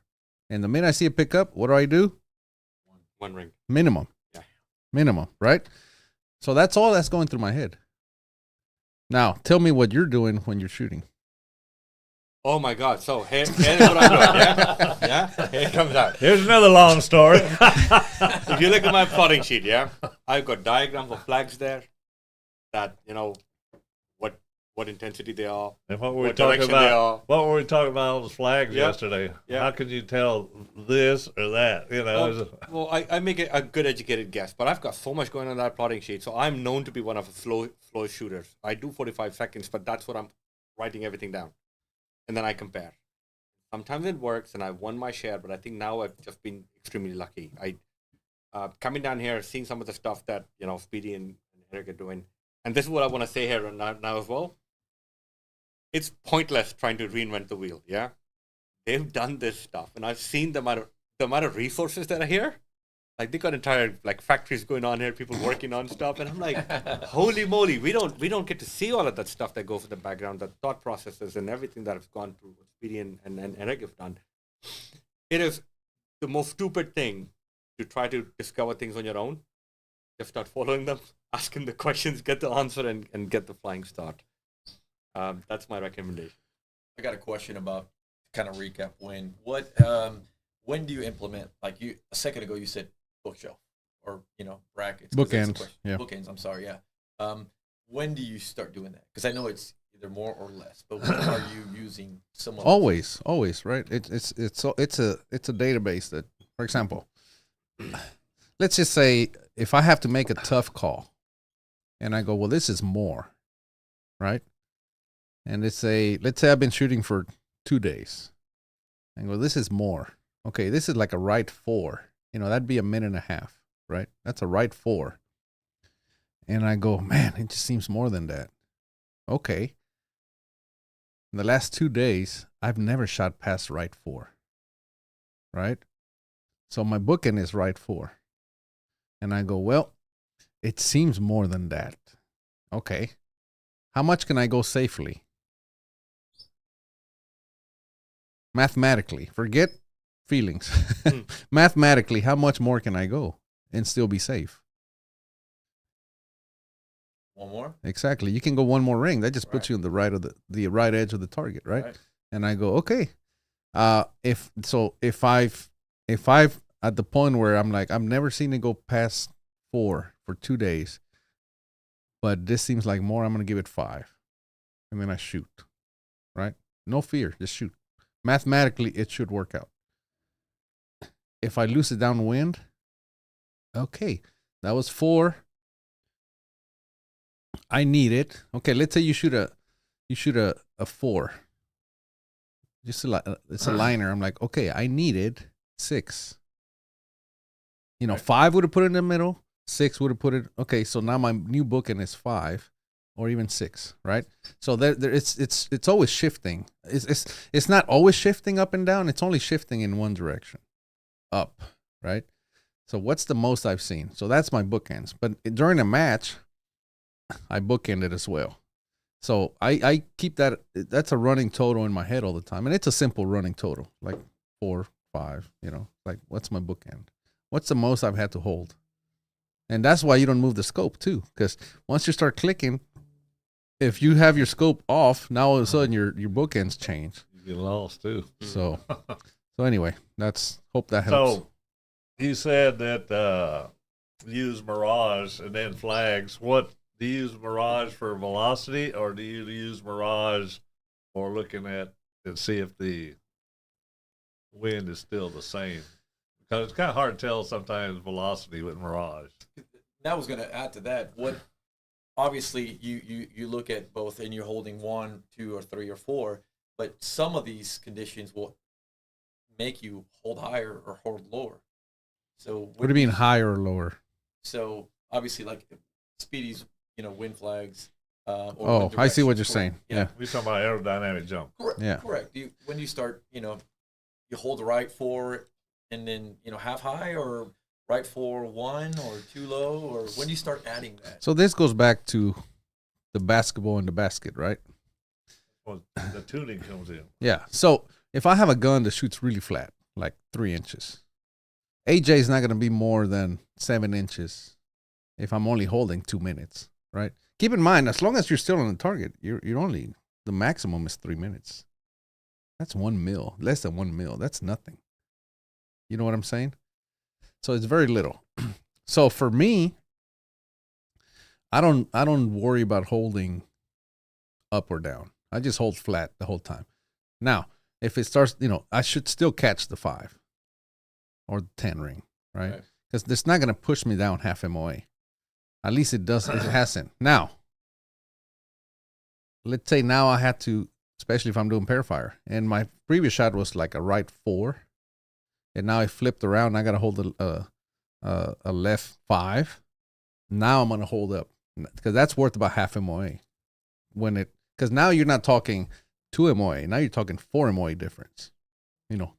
2 this way, and then when I flip and I hold 2 the other way, now there's 4 MOA. Now that's worth about half MOA. So usually I just click it.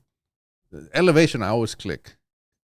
That's what I was going to ask you. So if you are low or you are high, that instantly gets. My elevations always gets handled automatically.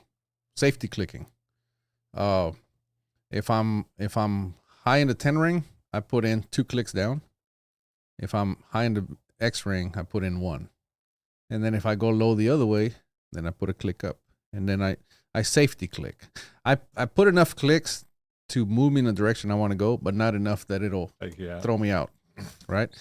And a lot of people go, again, you have to use math, right? They go, oh, I put a click up and nothing happened. I put another click up and now it threw me out the top. My scope is wrong. No, you got a big gun.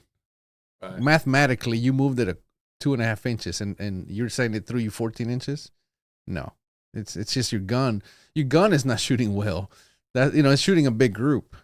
Back to what we discussed earlier, right? And if you think that one click threw you out the top, it's not your scope, it's your gun, and you're never gonna center it. You can't. It's hard to center a big gun, right? So you have to know your gun, and you have to really know. And this goes back all the way back to the tuning. How good of a gun do you have? If I know I don't have a good gun, I just center it as best I can and I leave it alone. So if I know I have a gun that's loose and I'm hitting the top of the 10 ring, I leave it alone. Because then the next shot, bottom of the 10 ring, okay, I'm centered up, But if I have a really good gun, trust me, I'm going to center in the V ring. So you have to know what kind of gun you have. All that information you have to have. And it just, obviously, there's not a place where you go read this. It's just from shooting and making this data bank in your head. It's from shooting 9s. That's when you learn. Yeah, how many times do you learn from shooting anything other than 9s and 8s? Right. Get some, Speedy. Yeah, as long as you're shooting 10s and X's, you don't really worry about it too much. You know, you just keep going. And, Yeah. and coming back to there's something that I couldn't get over. You mentioned in one of your podcasts that you are actually looking at the Mirage through your scope. Correct. And then that means that the target is not super clear. Right. How do you manage that? Well, I would say I'd rather have a clear, I'd rather have a blurry V or an X than a clear 9. But in reality, how many times is the target truly clear? I mean, it's always Mirage out there. There's always something going on. The target, it's early in the morning when there's no Mirage and everything. Then in that case, well, everybody has a clear target. And if there's no Mirage, I'm going to read the flags anyway, and I'm just going to focus on the target. But if it's later in the day where the Mirage is heavy, the target's not going to be clear anyway. So I just read the Mirage through my unless scope. you turn it down to 10 power or something like that. Do you use a Mirage cap? A lot of people are asking right now about scopes. Like what scopes, what is everybody shooting? Why? You're talking about the reducer on the front? Yeah. And some people are asking, what is March on Speedy's shirt? Obviously, somebody said it's a scope brand, but scopes. So you use a Mirage. What power do you shoot? So I use the Dan Pole labels. My teammate. Reducer. Oh, really? Yeah, he shoots with us, Team GPG. Nice. Yeah, Dan Pole label makes a, what does he call that The thing? diopter reducer. Mirage Shield. He Yeah. literally calls it Mirage Shield. Okay. He makes them. And they're, Yeah. I mean, we literally had the scope, at 1,500, 2,000 yards. And then you see the Mirage, and then somebody holds it on, somebody holds it off. On. Yeah. And you can see it does get a little bit darker, obviously, because you're reducing light. Yeah. But it does clear up that. It's literally, I'm going to explain it real quick. Whenever you can't see, what do? You squint. That's literally, you're squinting your scope so you can see the Mirage better. Is that not what's happening? Absolutely. Do you use that? Yeah, I use it. And does it change? Have you found that it changed your, like, let's say you don't need it obviously at 8 in the morning, right? Right. But at, your last relay at noon, will you put it on there? I keep it on all the time. I hate variables. Got it. I keep it on all the time. And in the morning, so it's a little darker. I should have called this scope. They're freaking bright anyway. So I just leave it on. Just like you said, it changes. You put it on, you take it off, you put it on, it changes. That's why I don't do that. I leave it on all the time. I don't dial my scope. I minimize changes. I leave it on my scope all the time. But you never did answer my question about Mirage. Do you use it for velocity? I'm sorry. Or just I use constant, it for everything. Well, you can see it running down there. So do you look at it as a constant movement? Yeah. So Mirage is 2-dimensional. That's why I prefer using it. And I think that's why it's better. Because this is your field of view, right? And Mirage is going to take, let's say, 2 seconds to get across your field of view. If that's a full value. Now, if it changes to half value, now it's going to take 4 seconds to get across. Because you're looking at a 2-dimensional image, it just appears through your scope as if it had slowed down.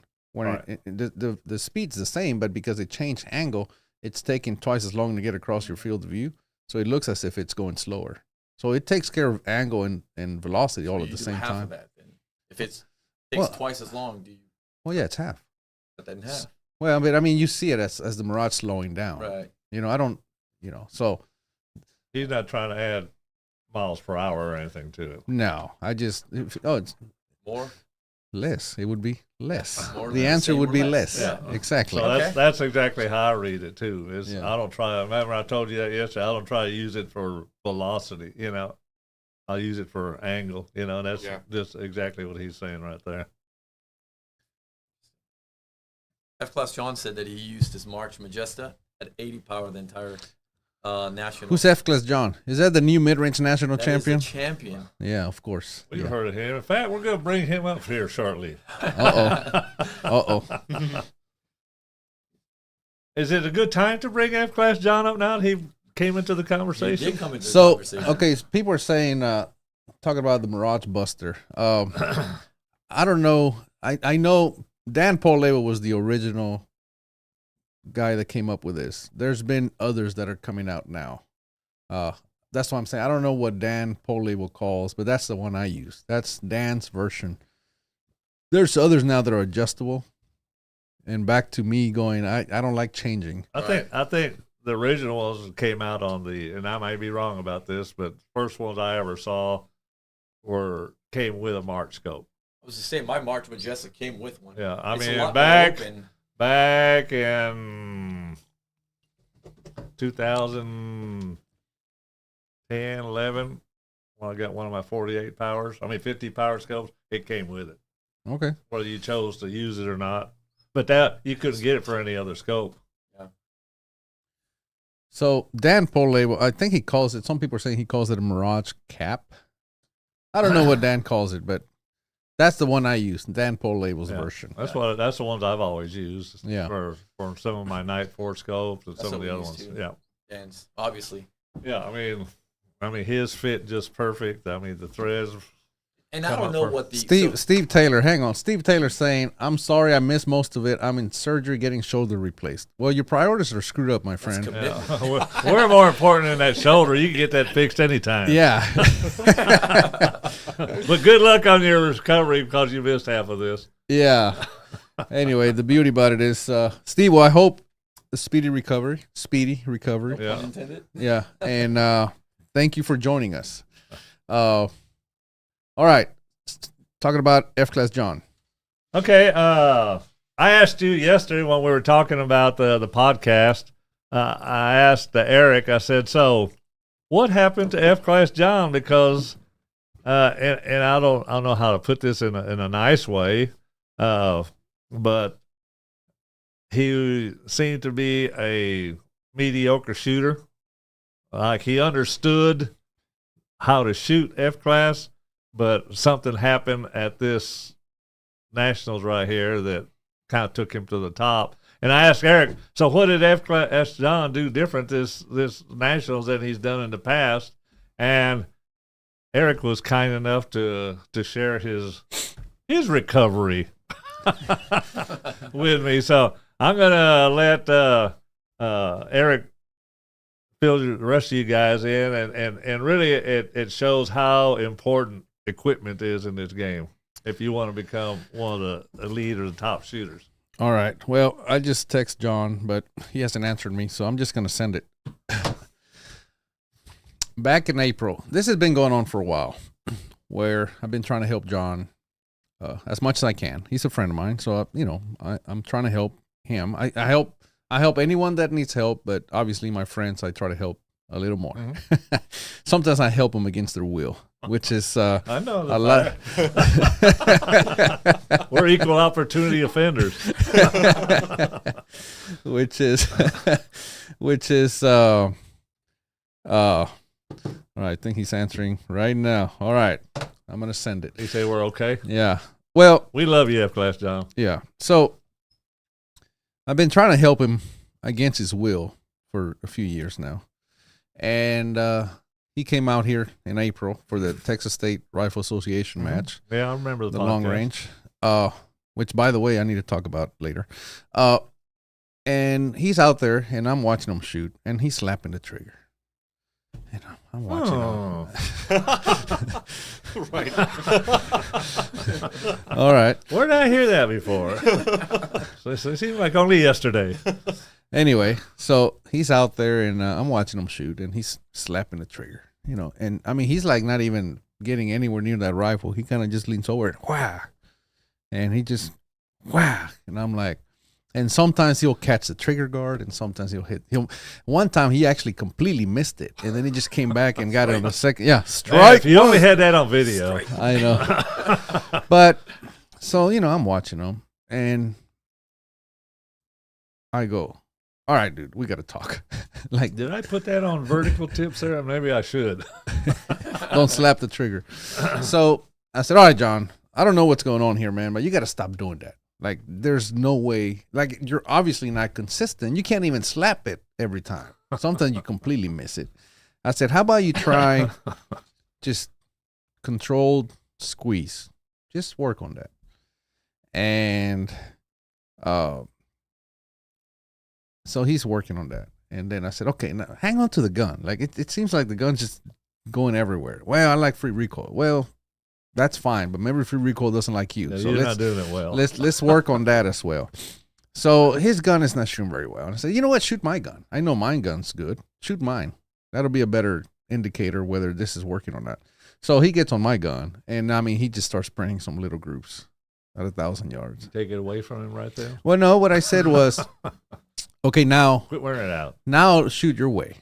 Let go of it and just slap the trigger. And of course, all of a sudden the gun just gets like Big. 3 times the size. And I'm like, okay, now go back to holding it. And all of a sudden the groups go back down. I said, okay, there's your problem. You know, you can shoot better holding the gun. So you're just going to have to hold the gun. He said, well, I can't really do it. Okay, so we had the discussion about a lot of people free recoil. I said, yes, I know, but that doesn't mean it works for you, right? So this works better for you. Do this. Well, his stock had a kind of dip, kind of like your stocks have, some of yours, and we talked about it. And then he talked about. I looked at his rifles, and they weren't really set up. They weren't really set up for holding them. Mm-hmm. And I started looking around, and I go, John, let me just cut to the chase. Todd Hendricks let you use his rifle one time, and you won the aggregate at nationals. You were shooting in the dumps, and all of a sudden, you get Todd's rifle and you beat everybody. I said, so to me, the easiest thing to do is simply build exactly what Todd Hendricks let you use. First option, I would try to buy Todd's rifle. Yeah. I think he did. For sale, Erik? We talked about that. Remember? Yeah. But remember that? I remember. Anyway, but I said if not, then at least build exactly what he has. What does he have? Well, he's got an X-Ring stock, the Todd Hendricks version. He's got a Borden BRM XD and things of that nature, right? I said, okay, build that. I don't, and I understand it's a all of a sudden it's a big commitment, monetary commitment and time and effort and everything to completely strip down what he was doing and start all over. And I said, John, you've been trying your way for a long time. It's time that you try, not my way, but try Todd's way. Build his identical setup and shoot it like I shoot it. Todd also doesn't shoot free recoil. I said, so try our way and see if it works. Well, again, I got him to try it on my rifle and it worked like that. Like, all right, try that. So I understand it was a hard decision for John, but he finally did it. Jeremy Smith was selling a rifle that was pretty much set up just like that. So John bought it. And John was also trying some Wildcat version of the PRCW. And I said, all right, that too. Like, you can go back to it. Out and Zieg. You can go back to it later, but for now, let's copy a proven system. And I said, you can use my reamer. Let's start there. So he did, and of course, he went all in, and he started working on it. And all of a sudden, he struggled a bit, but I'm like, no, it's keep working at it. This is a proven system. And sure enough, he gets it to work, shows up to nationals. And then it goes back to what we've been discussing. He showed up early. He prepared. And lo and behold, he won. Right? But the rifle I believe his rifle was holding him back. And now I know that it's obvious. It's not that the setup it just didn't fit him the way. So he literally, I tore him down and built him back up.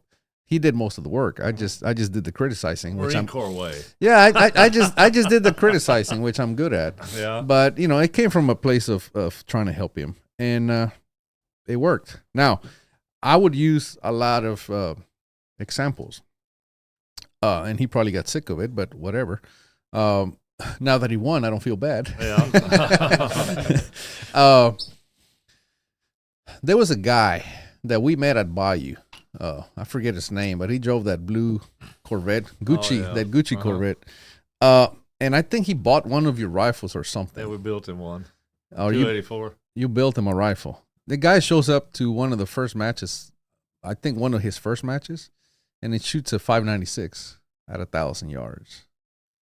And I told Jonas, look, this is what a good rifle can do. You know what I mean? Right. So anyway, he finally bought in, and now, you know, he's a national champion, which I knew he had it in him, because to win an aggregate for a full day at long range, it is no easy task.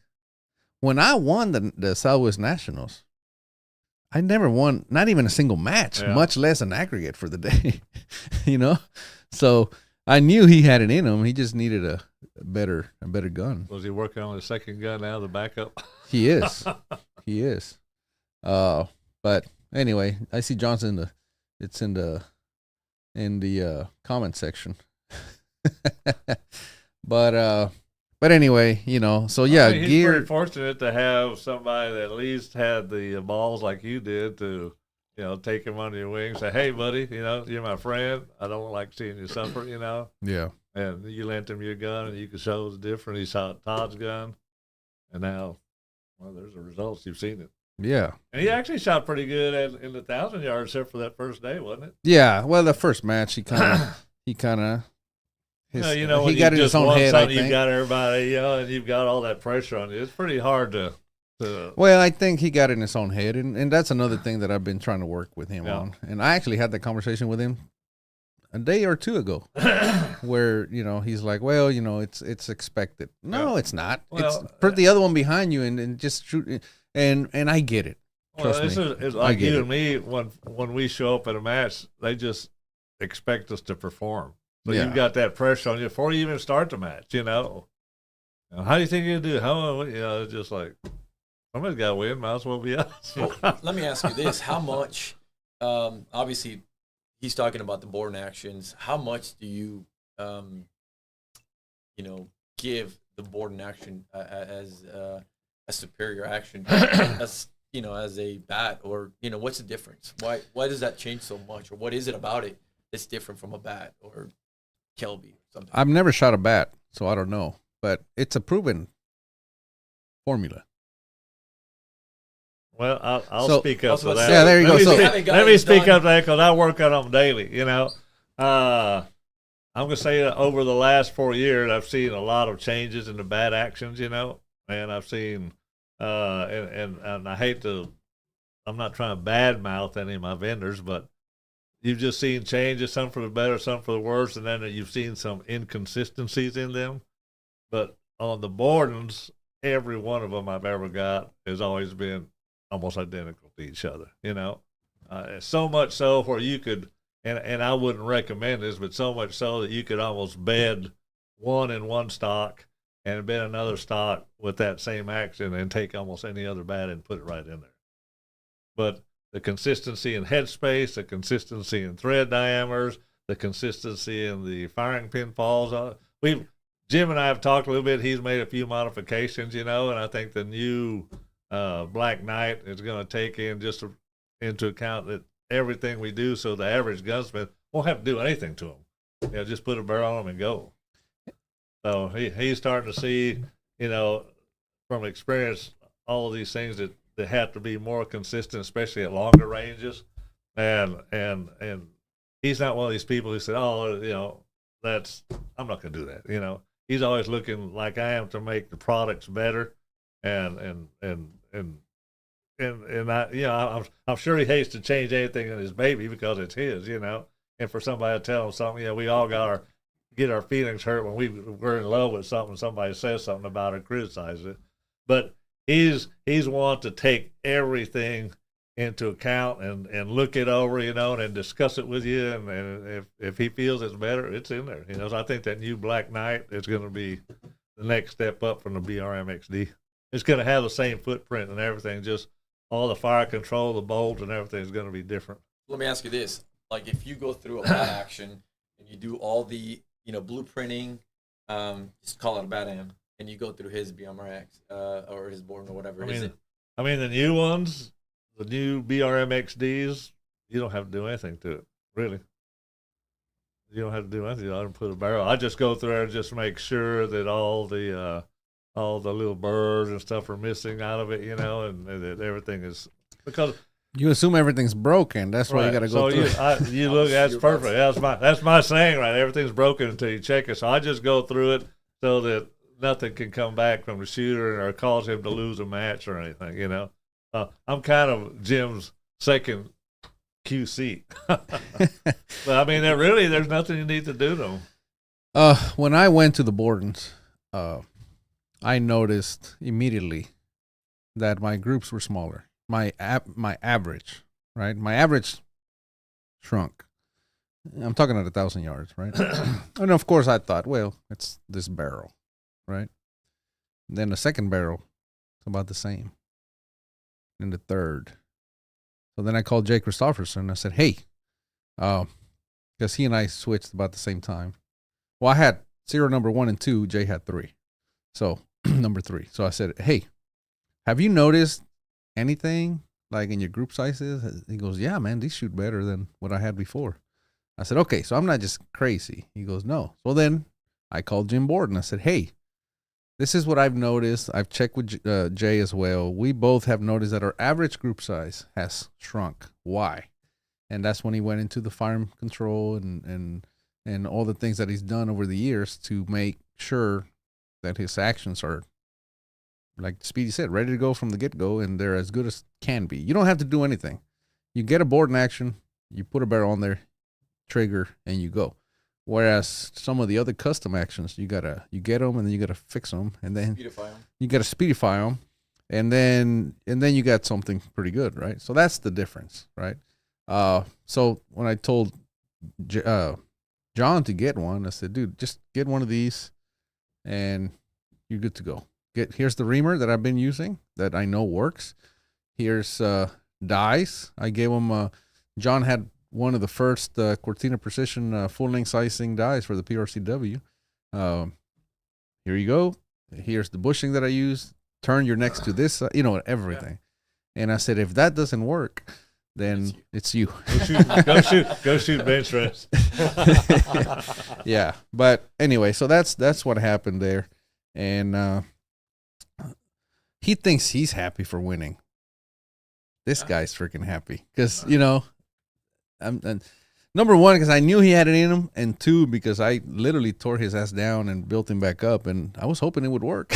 Well, and it worked. That was the reason I was asking you, because I heard you talk a little bit, and I could hear you reveling in his success and his victory out there, Yeah. That's why I always tell the shooters, I said, I get to go on the same path that you are. When you get your gun and you're doing your load development and everything, I get to suffer with you along the path, and then I get to revel in your victory, when right. you do it. It's not like, because what we do is involved with their shooting success or failure, Right. And your tuners and your dies and everything. Everything. And, that's also the reason I have the forum. I would get, for many years, right? I've been doing this for over a decade now.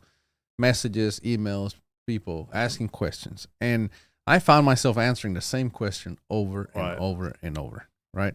So I said, you know what? I gotta do this. So that's when I started the forum. Well, I started Patreon, then I moved over to my own forum.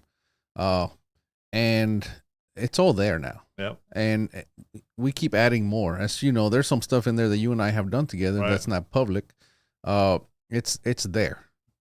People, all you have to do is join the forum. There it is. It's all there. It's all listed. I've had people join the forum and go, once they get there, they go, I say, here's the list of videos that you have to watch. Yeah. I said, you should find everything here.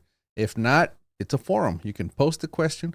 You can message me directly. I will help you, whatever it takes. Well, I get that all the time about, well, how come Erik hasn't posted a video about this? I said, it's on his forum. Yeah. Yeah. Well, how come you have this? It's on his forum. Well, I have to give those guys, I have to prioritize the forum members, obviously, right? That's the whole point of the forum. And there's many people on the forum that go, hey, I shot my first match because of you. Mm-hmm. And then they show me the targets and stuff. And like, what do you think I should do? Oh, you should do this. And I just feel like I'm starting all over again, but in a good way, where now I know where to go. It's like they send me, hey, this happened. What should I do? Oh, do this. I've been there before. And then, Well, it's like when I was talking to Assad yesterday there in the shop. We had like I said, it was kind of an informal class that covered 360 degrees of everything to do with shooting. But it's you're seeing somebody take like their first baby steps. exactly. It's just like your kid. You see them take that first baby step, and then you see them win, and they get higher. It's cool to go along with on the journey with them. Now I tell you something. So I was completely lost after June this year. I wasn't winning anything. My rifles weren't shooting well. Got in touch with Speedy. Speedy introduced me to some of his friends. And I think it was like a week before the British Championship, right? Mm-hmm. And I just blindly implemented it without even thinking about it. And I came third from like nowhere. And I was like, this works. Yeah. This works. Thank you for that. Really appreciate it. You know what I've noticed with like guys like you, Speedy, and guys like Cortina, and it is probably just I've never said this to anybody, but you've already made, Hall of Fame, correct? You won, right. I mean, everything you can possibly win, right?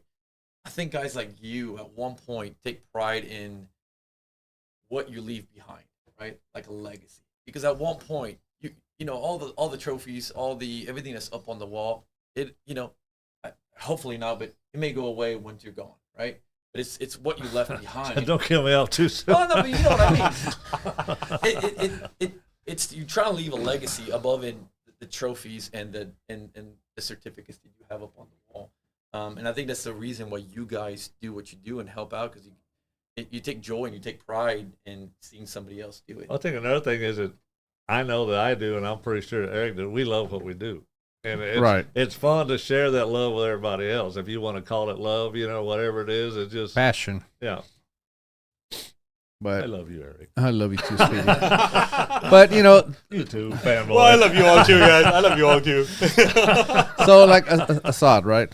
You told me you saw it on here on the podcast, and you heard Speedy and I talk about the different types of shooters, the social shooters and the competitors. Competitive shooters. And you said there was a third kind. Yeah, but and now you said because of that you decided I want to be a competitor. Yeah, I gotta. And now you got in touch with Speedy, and here you are, and now you've been here for what, 2 days? Yep. And how much has, knowledge-wise, how much do you think that has advanced your knowledge in 2 days? I'll be very honest, yeah. I started shooting F-Class 2017, and I thought I knew something. I won a few fair bits, whatever. So I come down here in just 2 days. It was like I'm on the ground, on a bicycle, and these guys are on the moon, yeah, in a rocket ship. So I've seen Speedy set up and the love that he's given and the passion he has and these small little things. Like, I'll tell you something. We were looking at a shroud, right? And that shroud had more work done on it than possibly a Formula One car. That little shroud, right? We spent half an hour talking about the original shroud and what he's done with it. We were out with Erik yesterday, and he's talking about the blood and sweat that he puts in, and he didn't talk about it, but I saw it today. I just come to his place, and I'm like, this studio, if you actually saw the amount of thought that has gone into it, it is a reflection of what he does when it comes to everything he does and in the shooting. So I'm like, you know what? I was the dumbest person in the world never to reach out before. If I would have had to go through, I did go through so much pain to try to learn, and I still haven't gotten there. And these 2 days, I've just evolved. And it's now up to me to absorb everything and implement it. But my goodness, I don't know why anybody wouldn't do it ever. Well, and then we talked about the cost of a rifle, right? How much does it really cost? Yeah. And I said something to you that I 100% believe. And then when I said it, you were like, it just, I could see like it hit you like a ton of bricks. And I said, good rifles are free. Yeah, well, that's what we were talking about F-Class John. You telling how he rebuilt this program, and that's how that came up. Yeah, I said, good rifles are free. I've had the same rifle since serial number 1 and 2 for the Borden BRMXD. So that was like 2015. Right? I've had them for 8 years. Those rifles, yeah, I've I still proven have pictures of when they came in my shop to put them in your stocks and everything. Yeah. So 8 years later, those rifles are capable of winning and anything out there with the with the right driver, they're capable of winning. So I think earlier somebody said, are your rifles for sale? And I told you, right? I said I could sell my rifles right now for what I paid for them, and somebody would scoop them up immediately. If not Sold. more. I'll If take not it right more. now. If not more. Yeah, so that's my point, right? So if you build a really good rifle, not only is it going to shoot better, it's free. You can shoot it for 10 years, 5 years, whatever, get rid of it, and it really doesn't cost you any money. But if you have a crappy rifle that you never win with, nobody wants that thing. Now, if you don't read get that mine near mine with my if you've read with winning in mind, it doesn't say equipment, but it's in there. Talks about a guy with Lanny Basham's book, with winning in mind. There's a story in there about a man that has a horse, and he's at the bar every day talking about his horse and how amazing his horse is, and how best horse in the world, the best looking horse in the world, whatever. This goes on and on. And the bartender finally says, "I want to buy your horse," and the man goes, "It's not for sale." No. I want to buy it. I mean, all I hear you talk about is about how amazing your horse is, so I'm going to buy it. So he's like, fine. So he sells it to him. The next day he comes in, the bartender's pissed off. He said, "You son of a gun, you robbed me." He goes, "What happened?" He goes, "The horse is skinny. He can't see out of one eye, and he limps when he walks." He goes, "I was going to try to flip it and sell it for a profit. How am I going to do that?" He goes, "Well, sure as hell not going to sell it talking about it that way." So that's the same thing with a rifle, right? If you have a rifle that shoots really good, that gets you wins and things of that nature, you can sell it later down the road, and it'll literally cost you nothing to shoot it. But if you have a rifle if you build a cheap rifle, something that you can't win with, nobody's going to want that rifle. Hell, you don't even want that rifle. That's what we say. What you save in money, you pay for in grief. Exactly. So anyway, that's our section on equipment. But anyway, anything else? I've got this one. I don't know if you care to show it or not, but in the podcast that you had with Fritz Braun, he said he did his low development with my targets, and there was a number of F-class shooters down there in Florida that we were working with, and we do this exactly opposite the way we develop loads for bench rest, and if you want to put that target up on where they can see it. If you look at the top of the targets. I'm going to block you right here. Okay, that's all right. Keep talking. Lower it down just a little bit. If you look at the top of the target, it says seating depth, and it starts at jam, and then it goes down from there. So the jam would be your maximum length of your cartridge, and then you'd go down in increments of 3 or 6 hours. What's Erik's favorite dropping? Well, first we need to talk about jam, because a lot of people don't really understand what the hell that is. Well, I said most of the people I talk to think jam is like, I'm going to say if you use like a Hornady or a shooting shed AOL gauge, that when you touch the rifling with that bullet, that they think that's the jam, and they think anything beyond that point is going to stick in the gun. They can't open the bolt. Well, okay. But let's talk about the real hard jam. Well, so jam, right?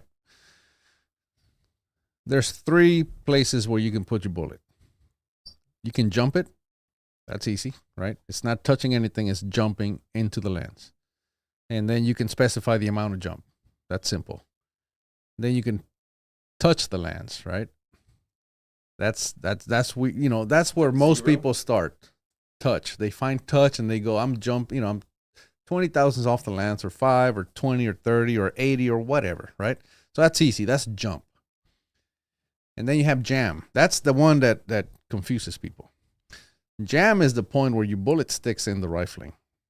The way I find jam is, and I've laid this out many times, and jam, this is where people get tripped up.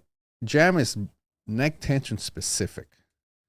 So it varies. Can you show that on camera where you can see what Yeah. our hard jam looks like? Okay. So this is Those striations where they're longer than they are wide. right. But again, it requires quite a bit of Neck tension. to do that. So that goes back to the problem, right? Jam is neck tension specific. So it's a variable. However, you must know, at least for me, I want to know where that is so that I know what to stay away from. Right? So I seat my bullet long. I prep my brass like I normally would, seat it long, and I put die wax on the ogive so it doesn't stick in the rifling. I close the bolt, let the rifling seat the bullet. Right.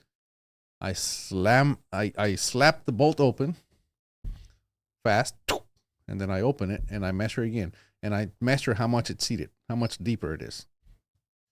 Whatever that dimension is, that's my jam point. Okay? And again, that's just simply the place that I need to stay away from so that I don't stick a bullet in the rifling. Typically, I start 20 thousandths away from that. Now I know that don't go any longer than that. You're going to be safe. And then I can start testing from there down. That's simply going to keep me from sticking a bullet in there, and it's going to give me my maximum amount of testing, right? Now, so we described jump. Touch. And, well, jump is touch minus anything, right? That's jump. We described jam. That's when the bullet can no longer go into the rifling. Right. So what do you call the in-between? Let's see, that's fanboy. What do you think? What's the other one? If you're past touch, but you're not jamming, what do you call that? Into the lens? Yeah, you're in the lens. Yeah. And a lot of people, they call that jam. I'm jamming 20. No. No. So the bench rare shooters, they call that a working depth. That means you're into the rifling. You can see engraving if you open the bolt, but it's not engraving hard enough or deep enough to where if you open the bolt, you're going to leave the bullet inside the barrel. But that's the one that people go, I'm jamming 20. Like, wait a minute. Are you in the lens or are you jamming? Because jamming means you can't. Right. If you open your bolt, it's going to stick in there. They go, no, I go past touch. Well, that's not jamming. That's simply in the lens. Right. So. Okay, your working depth is 20 off of jam. Mine with my PPC round. Now I'm talking just about my PPC reamer exclusively. It's about 14,000. So we're about 6 thousandths difference, about two thickness of a piece of paper. Okay. That probably has something to do with you. You probably have a lot more neck tension. I do. Than what he would have. No, I'm just... Well, bullets are different. There's all kinds of different things. But the point is, the jam point varies. Right. Depending on neck tension. But again, this goes back to people saying, well, I'm jamming 20 thousandths. And all they mean is they're 20 thousandths longer than touch. That's not jamming. That's it may be depending on their freeboard, their neck tension. They may be jamming, but you're just simply in the lens, right? So, okay. So now that we discussed that. Okay, so now so we use jam not as a any type of a load that we could actually shoot, but we use that as like a benchmark, And so how much do you move at a time, Erik? 3,000, 6,000? Well, if you start moving from your 20 thousandths off, if you're 3,000. Okay, so this would be jam minus 3, jam minus 6, and so on and so forth. And then we would have our load. We were using his 308 load was the I'm going to say 43 was the low end, 43.5. 44, 5. And the reason we do it this way is, and we'll start with a load and we'll come off of the lands or off of the jam. You can disregard that jam if you want. Turn it this. There you go. You could this way. This way. Yep, there it is. So, and we got the jam, so you can disregard that jam if you want to, because we know it's not usable. We just use it as a benchmark. Okay. That's going to seat the bullets consistently every time, and it just gives us a place to start. But using Erik's, we would come off 20, and then we would go 3, 6, Right. I just go jam minus 20, jam minus 23, 26. Okay, yeah. so let's pretend that's what we're Right. doing here. And the reason we do that with the powder here and the bullet seating going deeper and deeper and deeper, that also mimics your gun being shot over the course of a day or a string of 20. Right. So if you start seeing vertical appear towards the end of that, you know that could possibly happen when they're shooting a string of 20 or 60 at the end of the day. Right. So that's what we're trying to mimic there. Right. On bench reps, we would do just the opposite. We would have the load on top and the seating depth on the side. Right. Well, you're seeing the whole pattern. You're trying to see the entire, Right. the So big picture. anyway, this is the target we use for that, and this is the target that Fritz was describing on that podcast of y'all's. Good stuff, man.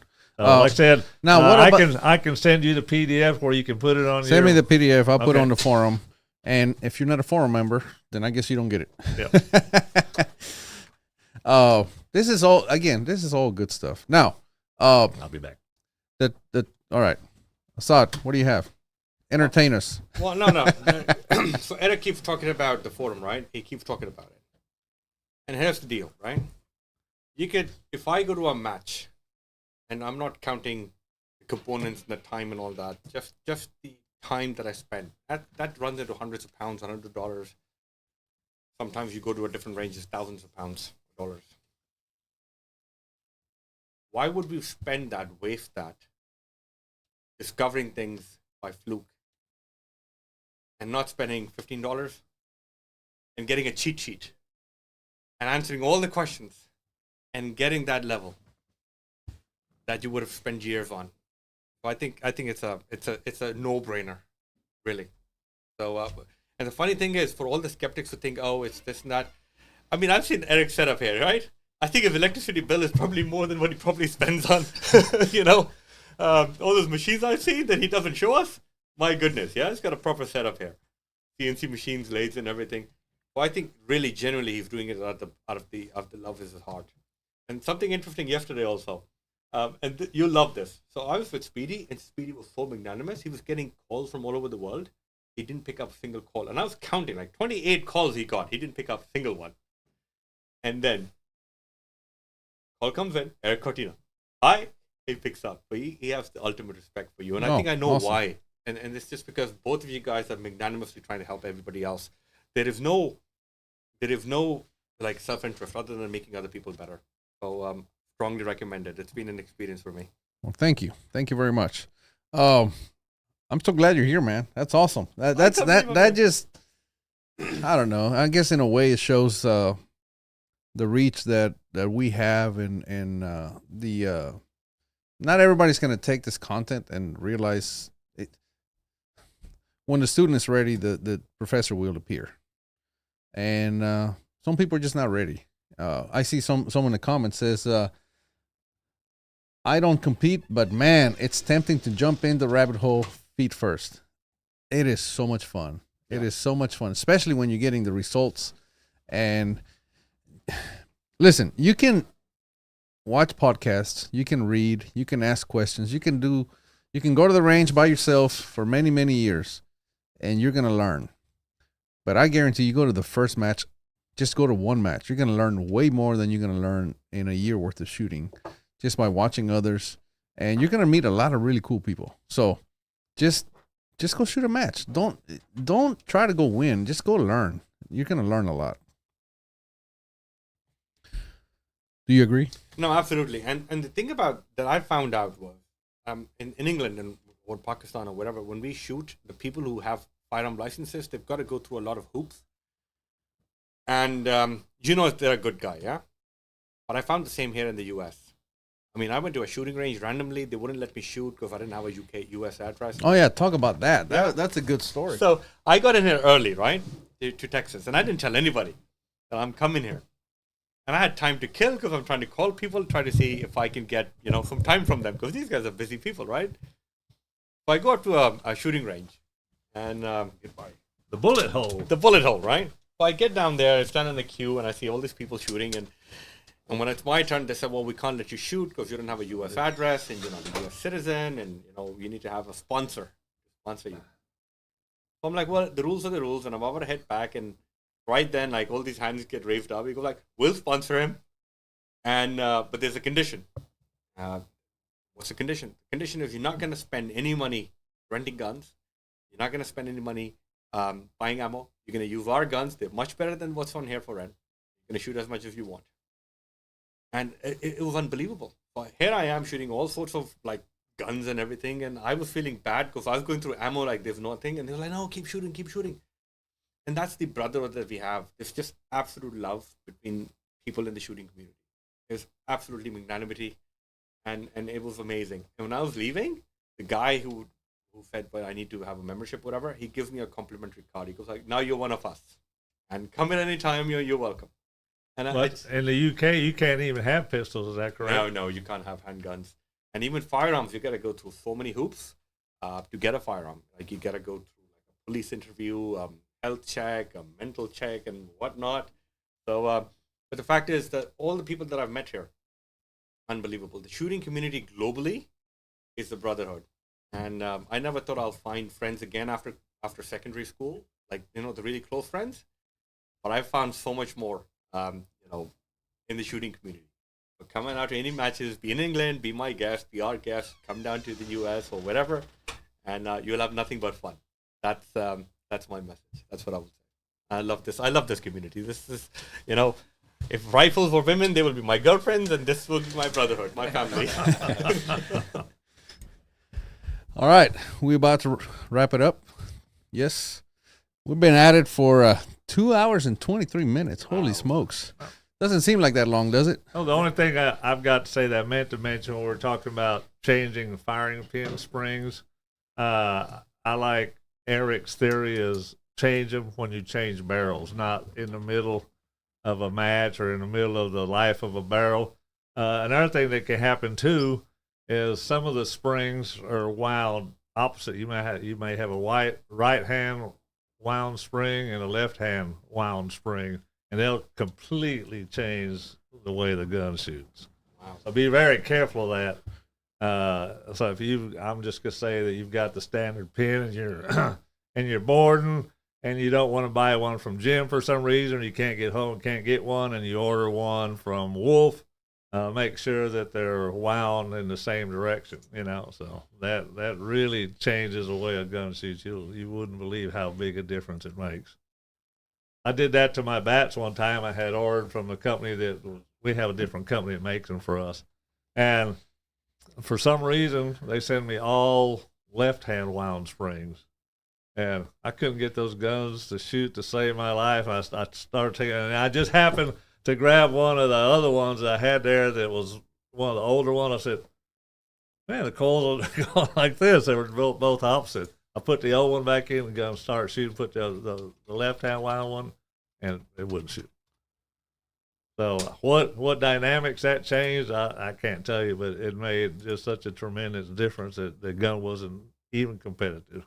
I've had Remingtons out of the box that shot better than that. Wow. And I also want to say, and it's just kind of echoing on what F-Class John said, there's a lot of guys out there, a lot of Eriks and a lot of Speedies out there that are willing to share, help, mentor. Listen to them. You got to be willing to listen to them, even if it's hard to hear. Otherwise, it's kind of all for nothing. Well, like I tell him all the time, when you listen to things, I always listen to everything they say, and then I go back to search for those little nuggets they might have put in there, and there's a lot of them out there. I mean, anytime I listen to Erik's podcast, I always just listen to it just to hear the whole podcast, and I'll make notes like 2 minutes, 30 seconds, 5 minutes, 15 seconds, and because there was something there that kind of caught my eye, I wanted to see it and review it again. I mean, so there's always things that people are talking about that might be the last piece of the puzzle to fit your program that makes you complete, Yeah, I go one yesterday. So here Erik was showing us around on the private racetrack, his SRT, and we're doing like some crazy speed. And all of a sudden he goes like, random question. He goes like, so do you put something in the next? And I was like, yeah, new number 2.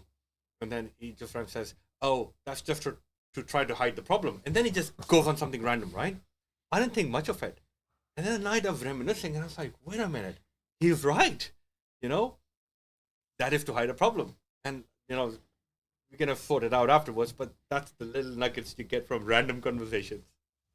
Well, if you're doing something to make your bullet seating depth consistent, that might indicate that you have an issue somewhere that you're not addressing mechanically. You know, you're trying to hide it with some type of lubrication. Or Yes, sir. All right. Anything else? Listen. That's it. Listen. Listen. All right. So, well, again, happy Thanksgiving. God bless you all. yes, sir. Absolutely. Thank you. Happy Thanksgiving. Comments? Anything else in the comments before we leave? Thanks, Speedy, Assad, Erik, and Bad boy. Fat Boy. That's literally what they wrote. Let's take it over. You see what you did. That's literally what it says on there. One of the best guys you'll ever want to meet. Yeah, Appreciate good guy. He's one of the first people that let me know that I screwed up. Yes, he was the first one that told me, "Hey, you got the month wrong on that email." Oh crap! So thank you. I always listen. He listens. That's a good one. All right. Anything else? Let me make sure I got all my housekeeping done. Likes. Come on, guys.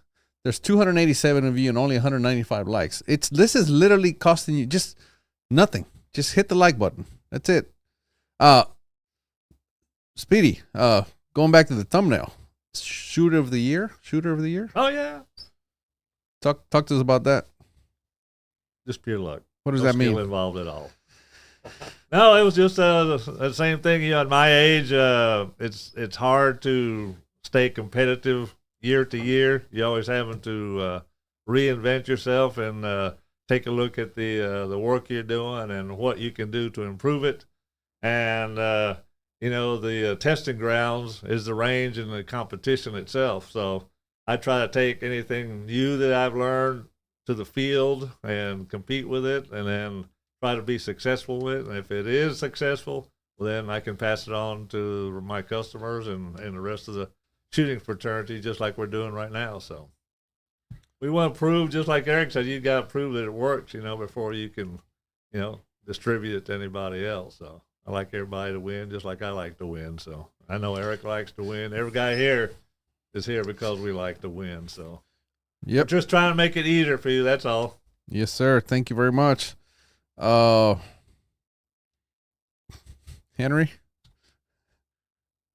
Rookie of the year. Come on, you gotta say something. Yeah, tell me, Rookie of the Year, ELR. Yeah, I started shooting with Paul Phillips, Team GPG, some ELR. Took a little, I wouldn't say a break, but just I wanted to see if I could do it. I wanted to know what I could do, and shot with Paul.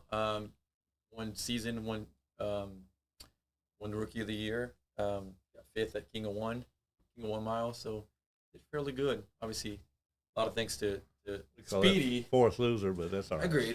But you know, plugging me with Paul. Paul's a good guy. You know, he's another guy that listen. Yeah, and he's passionate about what he does. Yeah, he's willing to share. And you know, he's done it at all levels. So listen. But anyway, I love shooting. I love learning. That's why I come to these things. I mean, they're just so insightful. Good. Thank you. And thank you for being here. I appreciate it. Somebody, I just read a comment says, I still can't wrap my mind around that spring thing. Well, it's real simple. When you close the bolt, you're winding one tighter, where the other one you're unwinding. Mm-hmm. So it changes the pressure. It just changes the dynamics of that spring, you know. Yeah. Assad? Well, I tell you, it's been a privilege of a lifetime, yeah. Coming down here, meeting these giants of shooting, and they are winners. But more importantly, the love that I got in Texas, everything I knew was big in Texas, but the biggest thing I found is the people's hearts. Just randomly on the street, people come in and say hi, and, you know, it's just love out here, man. Peter was telling me, you got to move out here and get a house, and I was like, my boys would love that. You know what? They were like, you know, we love this place. Everything is nice, people are amazing, and these guys are some of the most magnanimous people in the world. I mean, I was telling, I lost my fastest 10-pound bet to Erik, yeah? So I sent him a random message. I was like, guess where I am, 10 pounds. And it says San Antonio. And I'm like, what? That's the fastest 10 pounds I've ever lost, right? And then 10 minutes later, he calls me, goes like, where are you? This is my, you know, blah, blah, blah, GPS, come on over. I said, it's going to take me 2 hours. He's like, you rest, I'm coming over. And that love that this guy gives, it's unimaginable. And I'm privileged. Thank you. And remember, go Buckies. Yeah, go Buckies. Good stuff, man. Good stuff. All right, that's it. Alrighty. Again, if you want to get notified next time we do this, go to my website, shootsmallgroups.com, and sign up for the mailing list. If you want more behind the scenes, we actually did 30 minutes before we started. Well, we're just kind of shooting the crap here, and that's going to be on the forum. And so, yeah, if you're not a member member of the forum, go sign up. I put the link in the comment section there, shootsmallgroups.com. Go sign up, become a member, and that's it. Keep them small. Keep them centered.